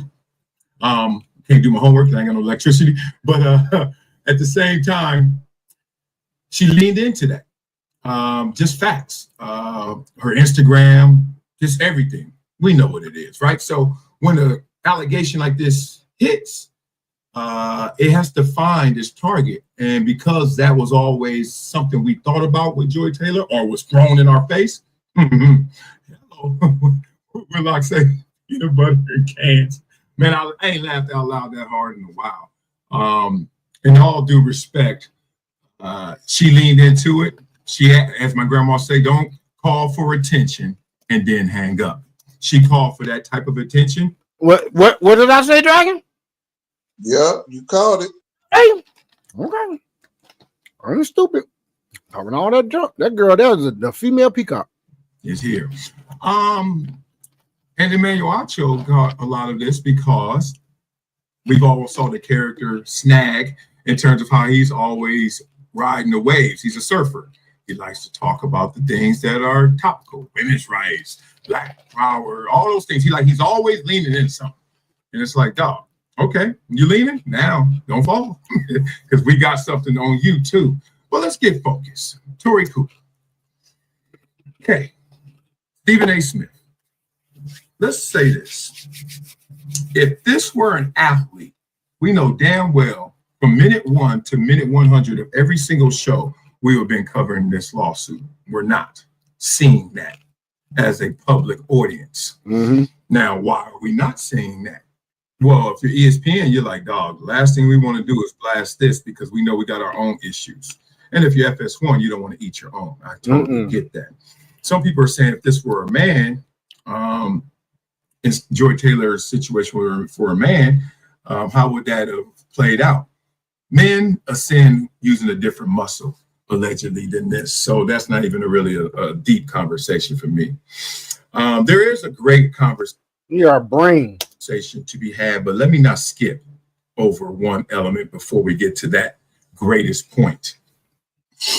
Tori Cooper says that this is the same old narrative, and the focus is on Joy Taylor because when a man gets to a power position, he earned it. And when a woman gets there, she had to sleep her way there. Now, that's not true. Matter of fact, that's a damn lie. Do you know how many times we hear the phrase born on third base? And we're not talking generally about women. We're talking about men largely, right? Men who are born on third base. Here's a list of some that we always say, yeah, forget your success, fool. You only got there because of your daddy, because of your family wealth. Like, I don't know, former and future President Donald Trump. Interesting. Then, hold on one second. I'm on the phone. What's up? Okay, that's fine. Okay, thank you. My baby gotta get changed. Itty bitty. I thought it was itty bitty. That's the nanny. What's up, homie? So here we go.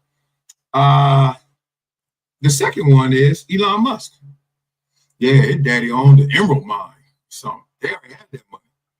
Some of it at least. Ain't got nobody had Elon money ever, but that's the point.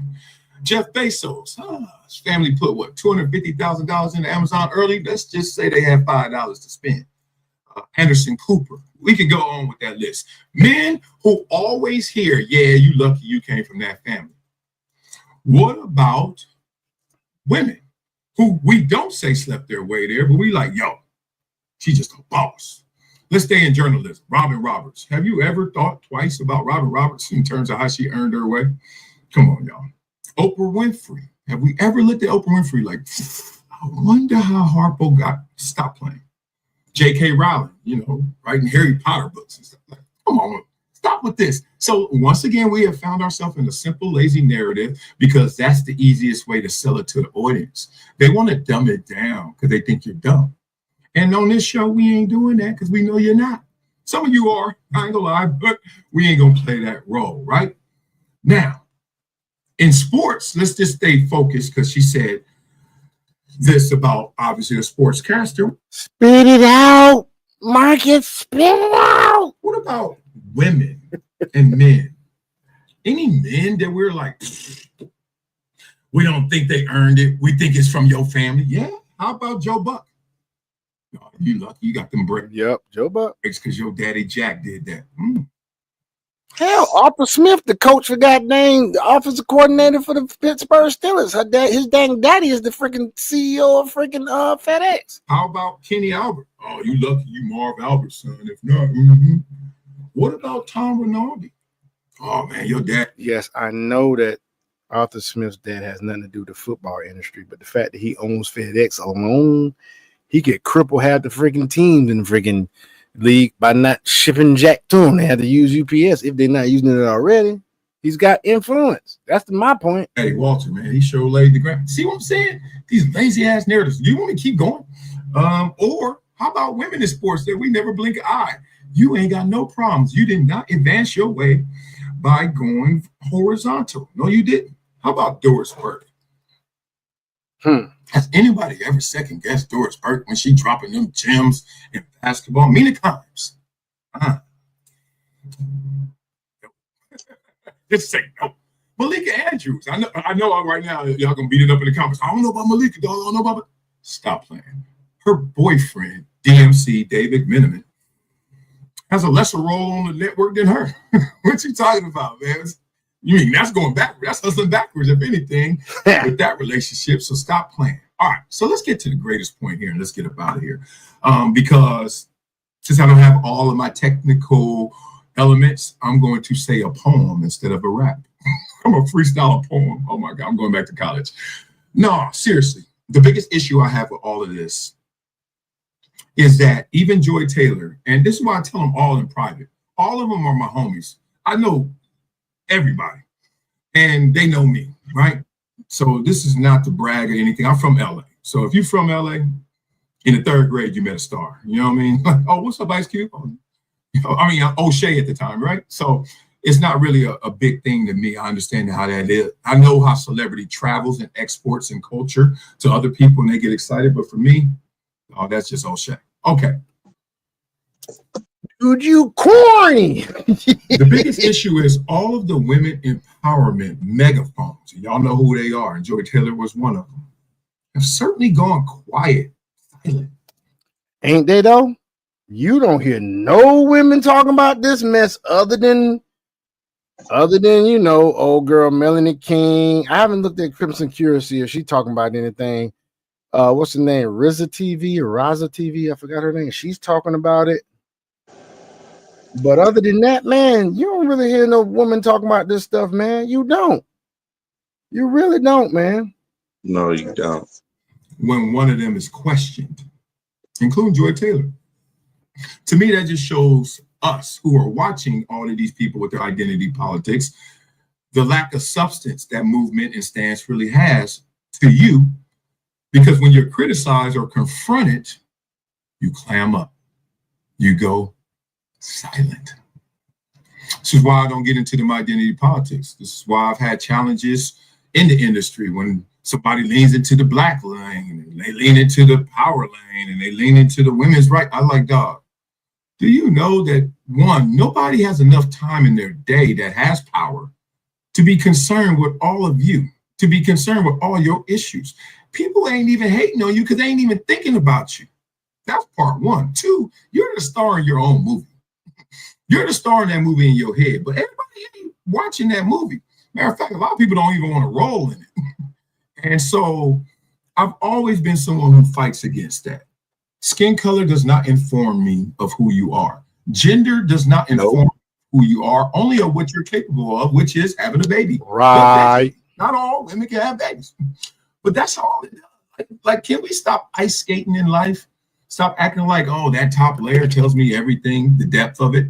Haven't you learned enough from people who fall into lakes that the top layer ain't enough? You got to be of substance, credence, depth. So I don't think that people are hating on Joy Taylor because they're bigots, misogynists. Oh, that's just the way it goes. Women don't earn their way. No, we're informed enough of how many women have made it without us even suspecting it. So why don't you give yourself some credit if you really want to be about women empowerment and say, yeah, you know what? If you get called out, doesn't mean it's true, but you got some explaining to do. Mm-hmm. All right. So that's all I got to say. We are not gonna listen to him rap. You hear me? He did the other day. Couldn't take it. All right, man, look here. There's so much stuff going on. We're gonna do a part 3 to this Joker. I'm actually gonna go into a little bit of a new segment we have. Is one of the newest segments. It's called Ninja Nucleic Acid. Ninja Nucleic Acid, baby. This is what Ninja Nucleic Acid. Let's go. I'm trying to tell you. All right, so let me get this off of the bottom of the screen. Then we're gonna go into. We ain't got too many today, just a couple. Please let me know if I repeat anything, dude, because I'm tell you right now, man. I ain't get a chance to really look at a lot of these, but I want to at least have this segment again today with the Ninja Nucleic Acid.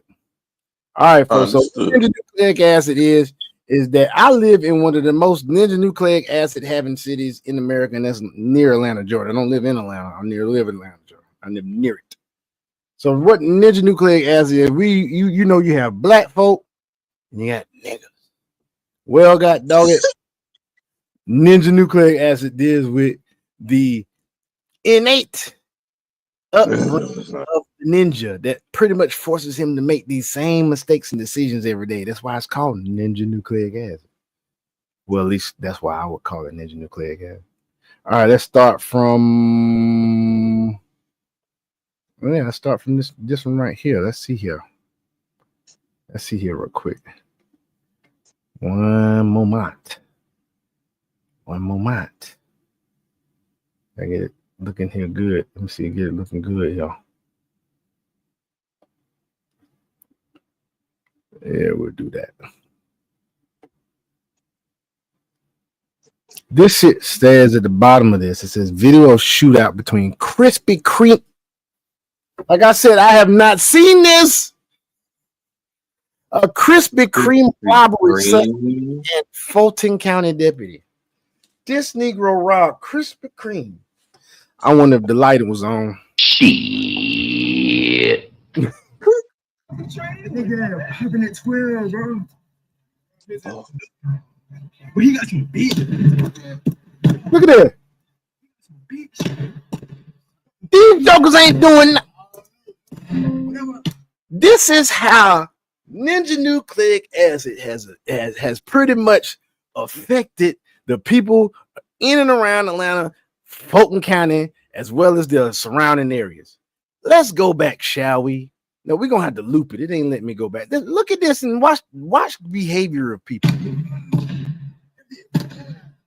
Somebody's shooting a gun. You tell me who running. Oh, I think he got his ass. Yeah, I think they got his ass.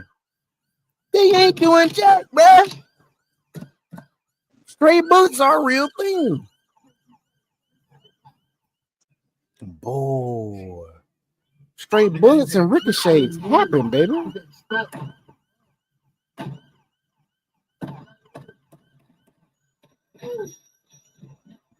And the bus would get in the fucking way.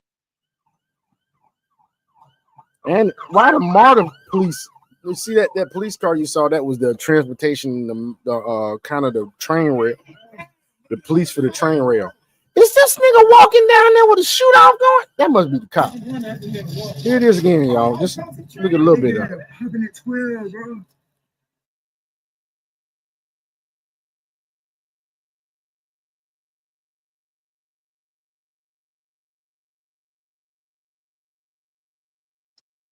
What happened? It's froze.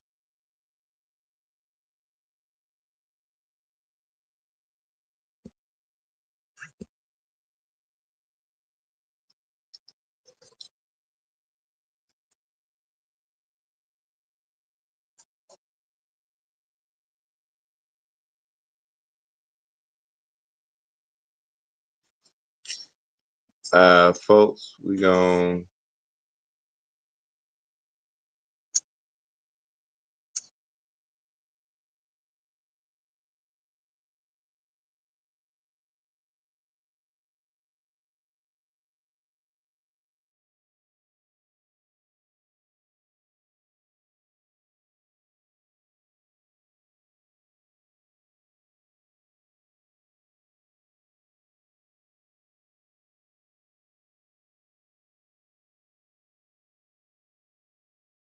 off. My lights went off, y'all.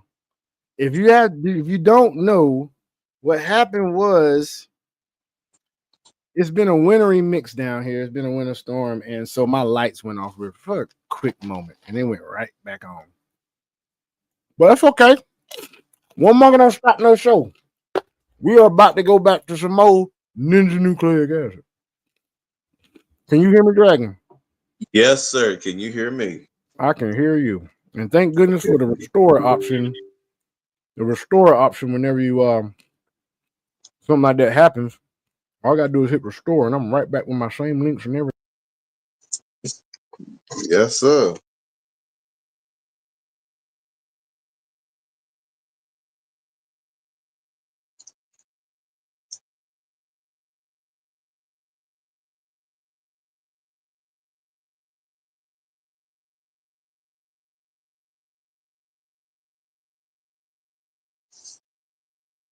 Uh-oh. Folks, we got to give it a second.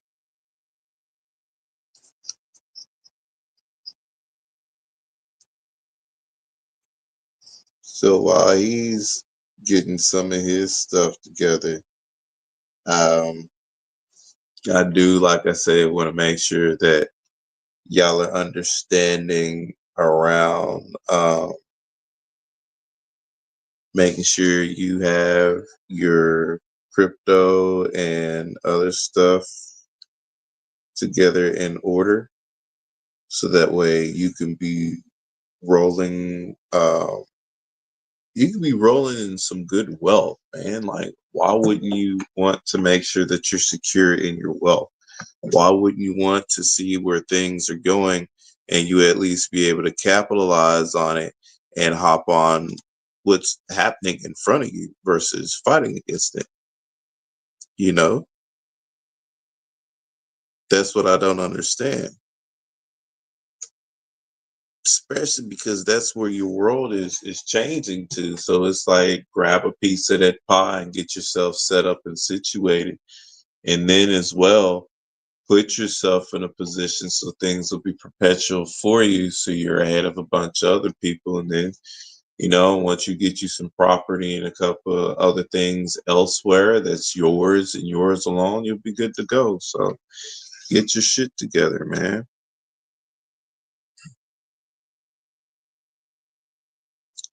Okay. So we might have to call it this evening. We're about to find out and see here. Let's just give it a moment.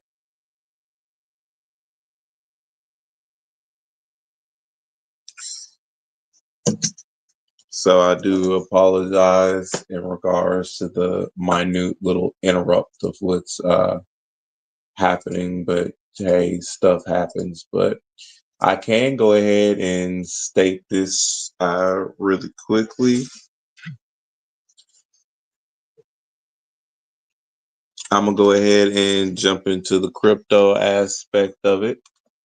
XRP's price preps for powerful move above $2.90 as sentiment metrics signal optimism.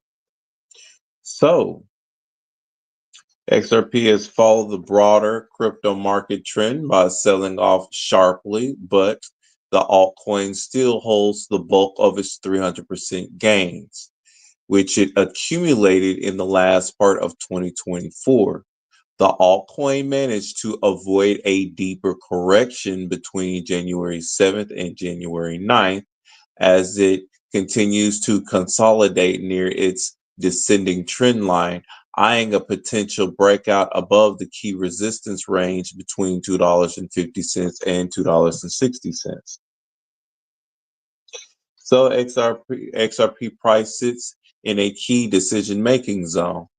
While majors like Bitcoin and Ethereum and Solana trade to previous swing lows over the past 24 hours, XRP fought to hold a position above $2.30, which is the point of control, POC, for the altcoin since it breached $2 on December 1st. A position above PLC implies that bulls remain in control of overall price action. Valiera, a crypto and forex trader, said that the XRP price is currently in a key decision-making zone. The trader explained that the altcoin's upward rejection or bounce from the $2.15 to the $2.20 level indicates the intention of major players, the trader added. If the support zone resists aggressive growth is expected with its near target of $2.91, where the liquidity of sellers is concentrated. Additionally, Valiera mentioned that traders should closely monitor XRP's price actions as the asset is preparing for a powerful movement. Likewise, Dan Crypto, a crypto analyst, said that the altcoin pair can be great to trade as XRP has historically respected most of its technical levels. The trader highlighted the information of a triangle pennant formation of XRP's 4-hour chart, suggesting that these type of patterns have a higher probability of breaking upward during bull markets. XRP crowd sentiment hits at optimism. Besides a favorable market structure, XRP's ecosystem has also witnessed a series of positive events that could lure in speculators. Ripple's president recently stated that XRP spot ETF approval could be coming up very soon. Meanwhile, Ripple CEO Brad Garlinghouse recently shared an image with President-elect Donald Trump with stir the likelihood of an XRP rally after Trump's inauguration on January 20th. That's the reason why you don't sell your fucking XRP. Not financial advice, just common sense. These factors have improved the crowd sentiment for XRP as data from sentiment highlighted a rise in the positive sentiment score. It is important to note that the index was much higher during the end of November in 2024, but is currently improving again. From a technical perspective, XRP has converged with trend lines over the past few weeks, with the price maintaining a position above the 200-day EMA level, with a potential breakout above the descending trend line. The altcoin will likely attempt to clear liquidity levels around $2.42 and $2.50, which may fuel a rally towards an all-new all-time high above $2.90. However, a confirmed daily breakout above resistance levels is $2.50 and $2.60 remains critical.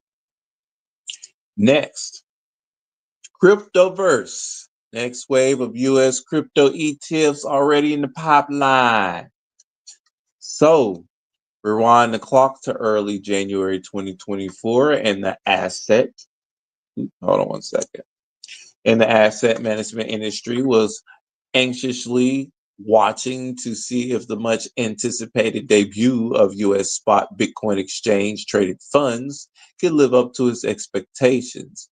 They will pull in as much as $30 billion in their first year. Today, those issuers are cracking open the champagne. The first wave of Bitcoin ETF attracted a whopping $65 billion in 2024.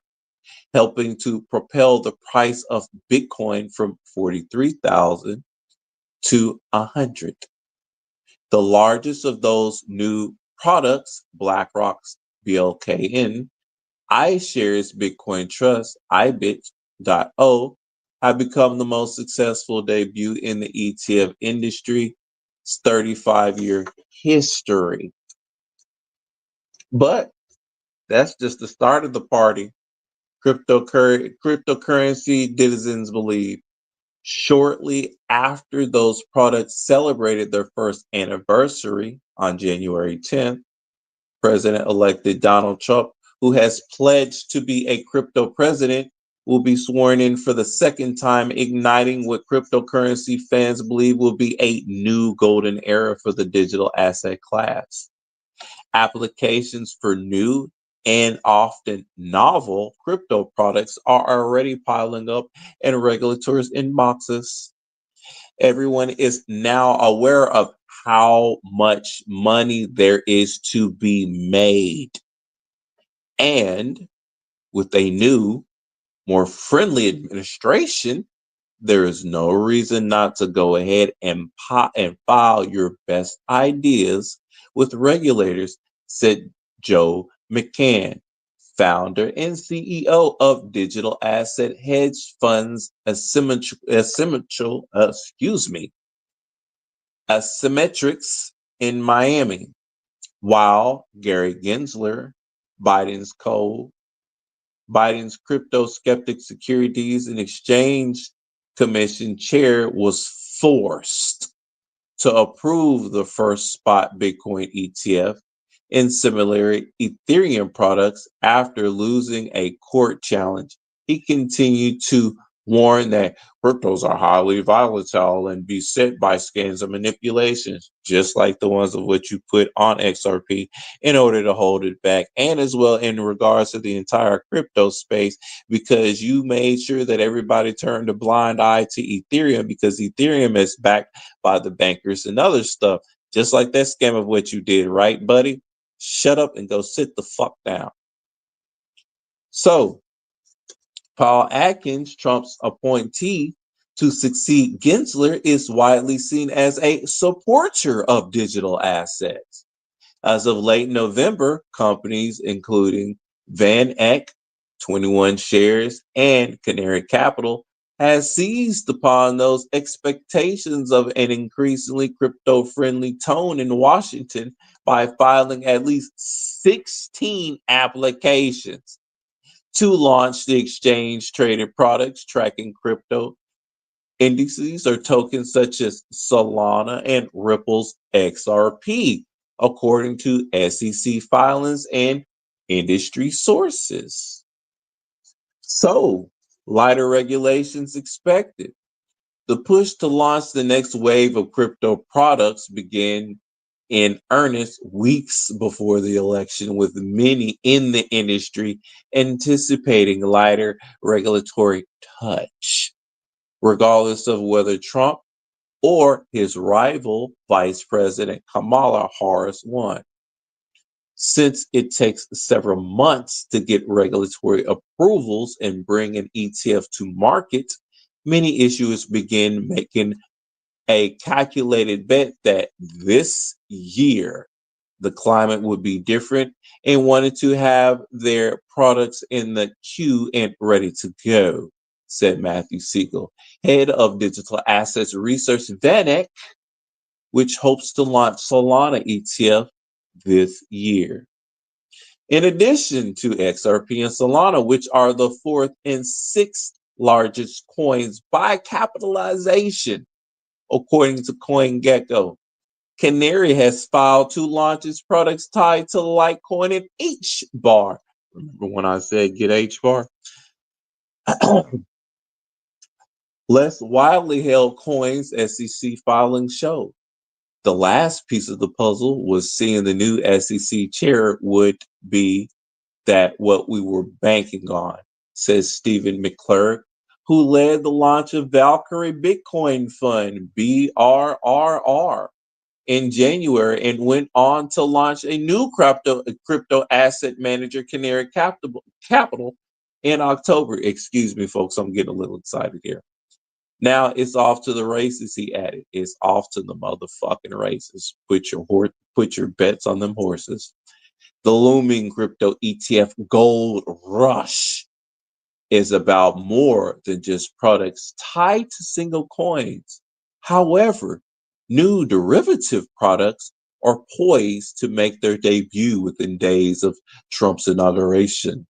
and new kinds of multi-assets or hybrid products are waiting in the wings.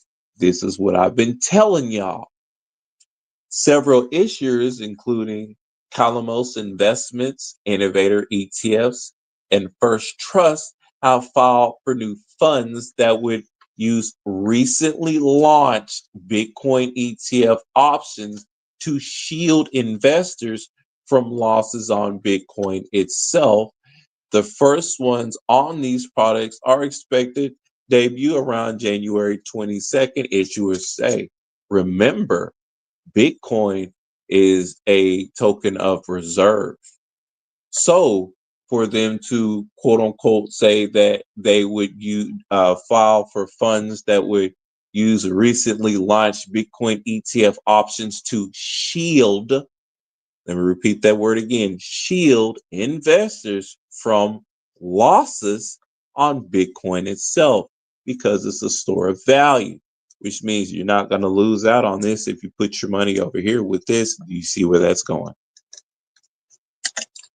The SEC approved options and some of the Bitcoin's ETFs last year, including BlackRock's iShares Bitcoin Trust, and gave Cubo Global Markets, CBOE, the green light to launch its options tied to the CBOE Bitcoin US ETF index, clearing the way for this batch of new ETFs. Federico Brocate, head of U.S. business for digital asset manager 21 Shares, which has launched U.S. Bitcoin and Ethereum ETFs, in addition to a wider array of offerings in Europe, predicted other new products could include listed funds tied to baskets of cryptocurrencies that track a mix of alternative assets such as Bitcoin and gold. Pause. For the record, you can buy yourself a nice little crypto basket on crypto.com.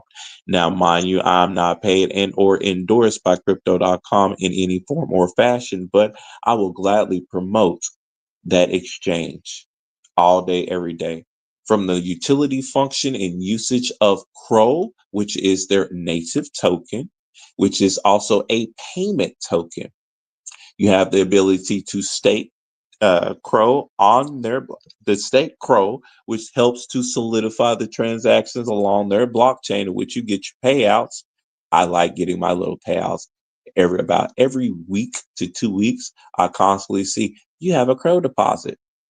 Then there's also the staking feature with the airdrops of what they have, because they have more meme tokens now coming out on the Chronos blockchain, which means that if you get in the door now and you start staking said meme tokens, once everything gets on the rise, because we know how people like to spend money on meme tokens, you can make a lot of money that way too.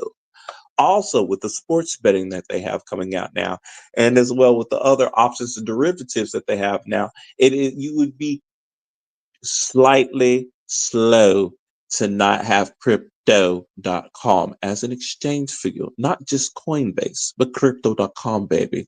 It's how us classy people do stuff. Okay, so to get back, while Bitcoin ETFs have outperformed, ETFs launched in July tied to the world's second largest token, Ether, have attracted relatively meager inflows of 12.8 billion, according to Paris-backed tracking site. While Bitcoin's price more than doubled in 2024, Ether lagged at that price, only gaining 53%. Because less widely held coins are still in their infancy. Factors that drive returns and volatility aren't always clear, said Todd Son, ETF analyst, and at broker dealer strategist. While trading in Bitcoin and Ethereum futures and future-based ETFs have existed for several years in the US, so far, those are the only coins for which a future market exists. Sohan said, the existence of futures trading has given regulators confidence in the breadth and depth both of Bitcoin and Ether. It also remains to be seen how rapidly Atkins will embrace the most novel of proposed products, given not only potential risks, but the lingering debate over whether or not these tokens are securities that fall within SEC peer review. They're talking about XRP. Still, that regulatory uncertainty is not dampened by the enthusiasm of the crypto asset management industry. The only limit on what products emerge will be human creativity, said Van Eck. And that is what I want to present for the crypto news. Let me catch you up to date just a little bit, bro, on XRP, because XRP price preps for a powerful move above $2.90. So I'll drop that link. No, I've already read it. I've already read it to everybody else, so I don't want to necessarily repeat that. Like I said, I'm just getting you up to par that it's supposed to hit over $2.90 around the time Trump gets inaugurated, and a little bit after that. Also, be mindful. You will see a push from the big investors, such as the like the banks and other stuff, to try to shake people to get them to liquidate their shares, basically, to get them to sell off what they have. We always say, ho. Yeah, hold that shit, because the big dudes, they're going to come in and try to do what they need to do to scare you out of your positions of what you have, your long position, so that way it can make it easy liquidation for them to buy up. Because if they drive the price down a little bit lower, some people are going to go into the fear aspect and, oh my God, my assets are losing money, I need to sell. That's what they're going to be thinking, versus looking at buying up the dip and holding on to it. So once that price propels up high, you'll be in good standing. Kind of like, remember where Bitcoin and Ethereum was? That's where it's going to be at. Yes. Oh, well, I hope XRP gets as big as Bitcoin one day. And So Hedera and Hedera and XLM are like, right, at least Litecoin Ethereum value. You know what I'm saying? No, they're all going to reach their respective areas with that time. That's why I be telling people, you need to map yourself out within 5 to 10 years. Don't be looking for just right now.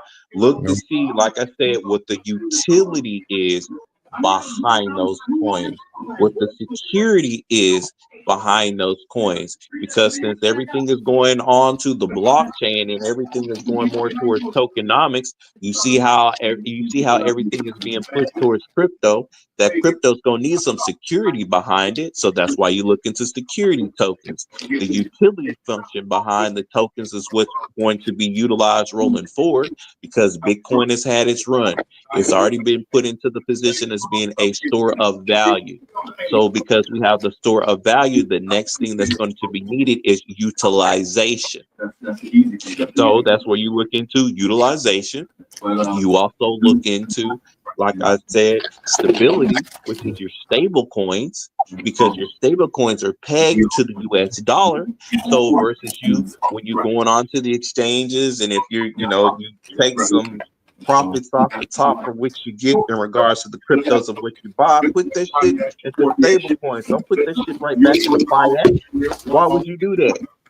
Then on top of that, what you put it in the stable coin, shoot, depending on the exchange, like if it's Coinbase, they'll give you up to 5% and APY for you holding your USDC. So versus you getting 0.01% to 0.02% of your traditional banking for you holding, your money in there, in which most of them, they want you to have a minimum of at least anywhere from $5,000 to $10,000 for you to get that percentage amount in a traditional bank. In order for you to get 6% annual percentage yield, you need to go to a credit union in order to get that. And then they need a deposit of $5,000 minimum, and you need to hold it for 3 months before they start paying you out anything. We basically saying take your stuff and convert it into stable coin and then sit on it. Put it on the exchange, shit. And then put it on this thing. Yeah, put it on the exchange to hold it so that way you gain your AP, your annual percentage yield. Then once you get a certain percentage amount, you take that shit off the fucking exchange, you put that stuff in your wallet, you leave the ladder on the exchange so that way you're continuously gaining the yield until you get into trading liquidity pools. So that way, and that's a whole nother metric. Right. But that's how you retain and keeping your shit being perpetual, man. You shave the stuff off the top and you put it in your cold wallet. Once you put it in your cold wallet as storage, you're not touching it. That's your bank. That's just like you going and cashing your check and put it in the bank and leaving it there thinking it's secure, not knowing that that bank is actually taking your money, putting it on the stock market with Forex and other stuff and trading it out. That's the reason why you have to give them a certain time frame as to what you're going to be doing with your account. Why sometimes you can't withdraw a certain amount of money out. Why they have to have a certain amount of what you have to have in there, because they're trading your money with other banks. So the money of what you think is in that bank ain't actually your money because you're not the custodian of that account. Mind you, they can do what they want to your account, right? They can close it down. They can do a whole bunch of stuff. You slide it over there for them. Right. You're not the custodian. But if you got your Ledger cold wallet or a Tangent cold wallet, you got your crypto on there, which is backed 1-to-1 on par with a US dollar, and you're moving it to your cold storage, guess who owns the access rights to those funds? You. Which also means if your local bank or your local branch happens to shut down and everything else, guess what? You moved your money securely off to crypto in your cold wallet, so you ain't even worried about it. The branches can go ahead and shut down, okay, because most of what you're dealing with is on the exchanges anyway. Right. And so win-win situation for me, because most of my funds of what I had, I'm gonna be honest with you. I'm gonna put you on this game, and I'm gonna be like completely legit. I keep enough in my bank account to make sure that my bills are paid and to make sure that I'm secure just in case there's an emergency. Everything else, I put that shit into my fucking assets. Because eventually, once the banks fully transition over to utilizing cryptocurrency as it is anyway, I would have transitioned that money over into the rest of that over into crypto and would have already got myself situated so I would be making my payments to said companies via the crypto anyway. Right. Oh shit! Either you gonna be up on par and adjust and change with the time so that way you ahead, or you gonna be behind, bitching, fussing, and complaining like the rest of them people that didn't change over when it came to the .com era, the www era. When it came to that, you know how many people they say they wish they should have, could have, would have at that time. Remember when MySpace and other stuff was fresh and people creating that stuff now? Look at the babies of MySpace and that stuff now. Look at those same creators. Look what they got you on now. YouTube, TikTok, Facebook, Instagram. All of those different social media platforms came from MySpace. Yep. Black Planet, those areas. I miss this Black Planet now. Right. So, and mind you, those same people that had the ability to do stuff then, they're looking at stuff now and they're like, man, I could have did shit. Dude, do you know where I would have been at? Because I started learning about blockchain hush back in 2014 and I didn't jump on it. Do you know how fucking pissed I am? Because you know where I would be at? If I would have stuck on blockchain since 2014, do you know where I wouldn't be here? $2,500 per week. I would have been over there in the DR already, bro. That's how much already? Yeah. I'm pissed at myself, but me being pissed at myself drove me to be like, you know what? I need to learn this. I need to figure out this shit, and I can do this. I still have the window of opportunity. There's still enough time. Let me go ahead and put the bullshit to the side, so that way I'm fully driven for this, for what I need to do, so that way I can propel forward. So me being pissed at where I should have, could have, would have back then at that time, I'm not fixing to now. You got me fucked up. Right. Hell no, because they were saying it way back when, and I remember them directly. This is gonna happen in the next couple of years. And I looked at them, I was like, you know what, you could be right, because I could check out the algorithm, but I'm focused on this other stuff. Now, them same people that was saying that stuff They are multi-billionaires. Mm. And you know what they told me?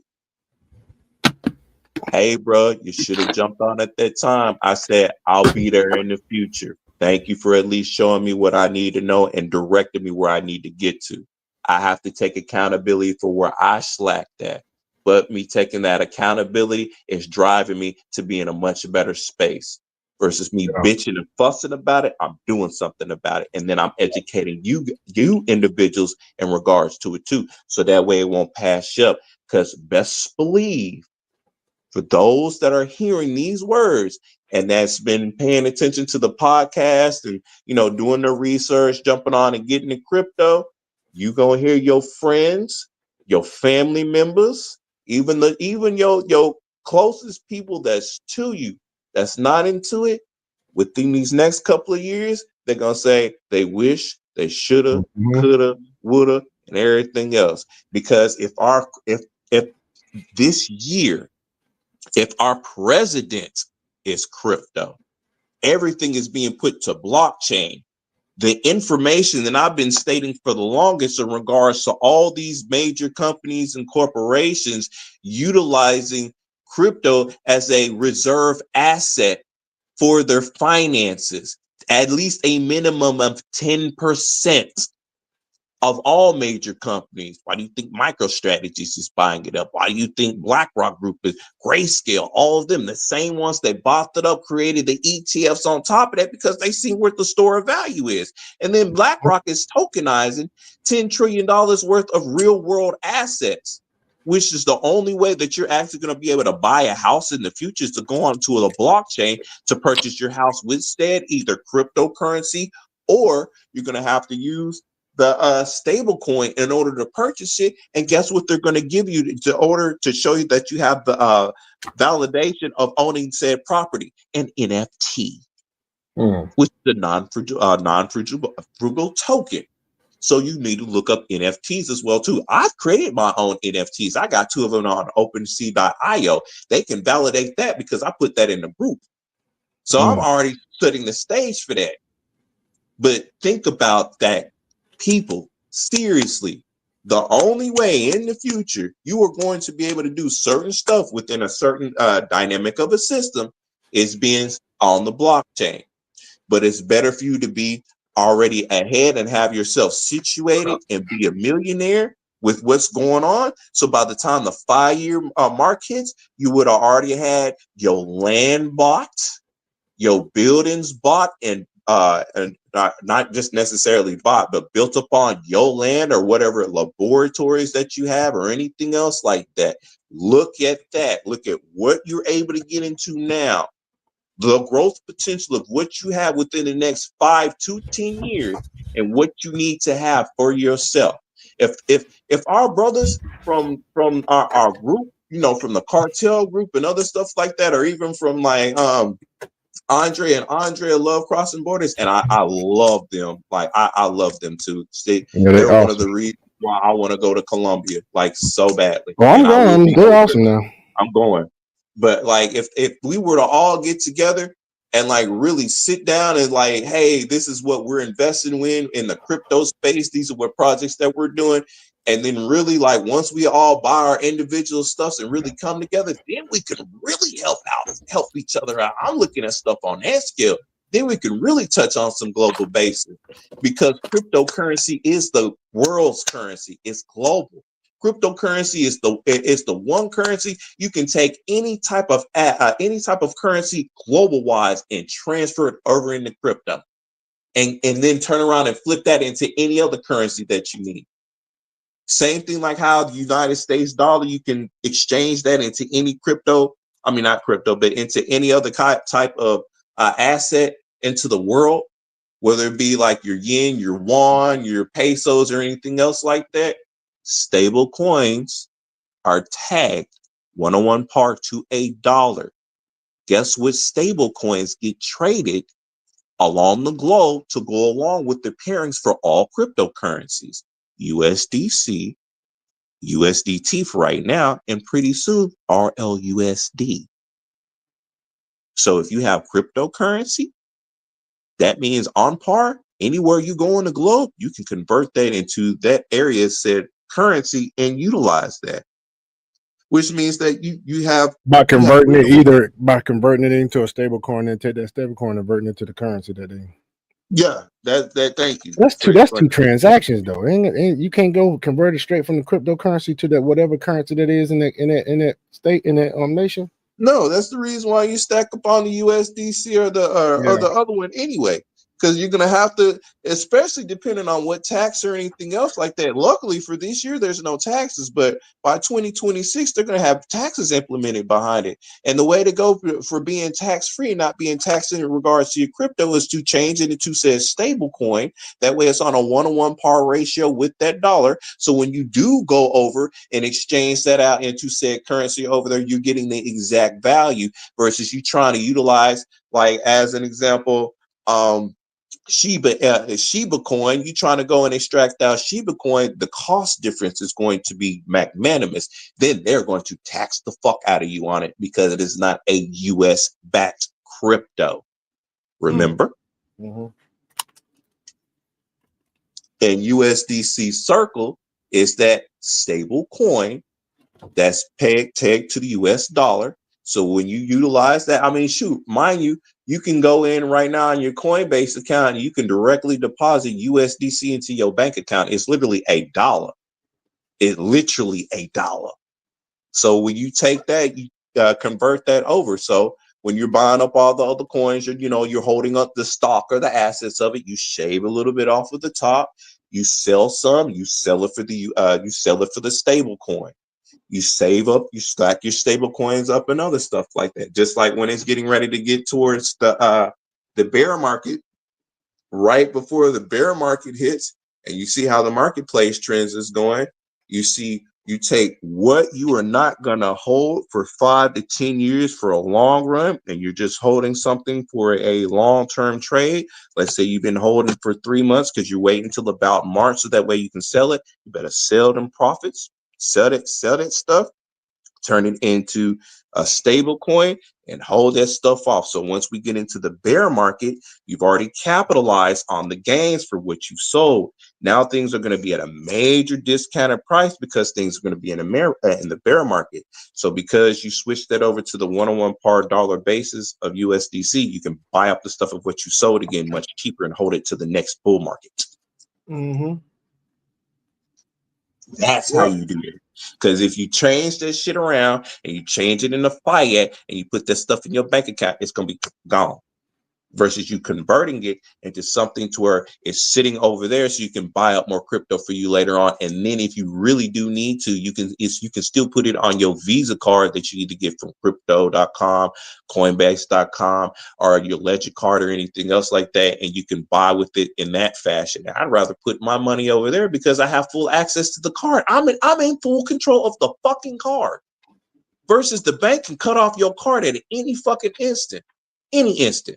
They feel some type of way. If they don't like the way how your hair looking, they can shut you down and keep you out of your account. You know how many people have walked in the banks and they're not able to access their shit? Mm-hmm. But you have full control, mind you, over your cold wallet, of your Ledger wallet, of your funds over there. That's it. All right, I'm done with my rant on that, dude. Because it's all right, man. We about to wrap this thing up, man.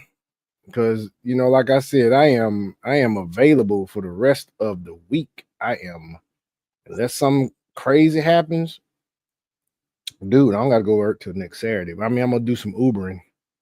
I'm gonna do some Ubering. That's what I'm gonna do. I'm gonna Uber a couple of days. My plan is usually just $250 a day, $300 a day. I make my goal. Right. Because I'm using that to pay my new car note, to triple up on my car note, as well as put some money in my IUL. You know what I'm saying? Shit like that. Right. Yeah, man. But hey, it's been fun tonight, y'all. What's that? What's that? I said you reminded me I gotta make my payment for my IUL on the 31st. Yeah. All right, folks. Like, hey, it's been a nice night.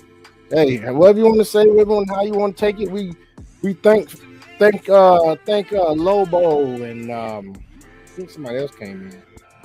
Anyone that came in or that was window shopping, we appreciate Anybody. you. Thank you so much. Yes, sir. And we'll be back again tomorrow. Same 3-Man Same Podcast time. channel. Same 3-Man Podcast time. You can also catch us on the World of Sean Wildcat, where we will be doing reactions and some other videos sometime during the day if I can get around to it. Well, y'all Yes, take sir. it easy, and we gone. Thank y'all. Have a good night.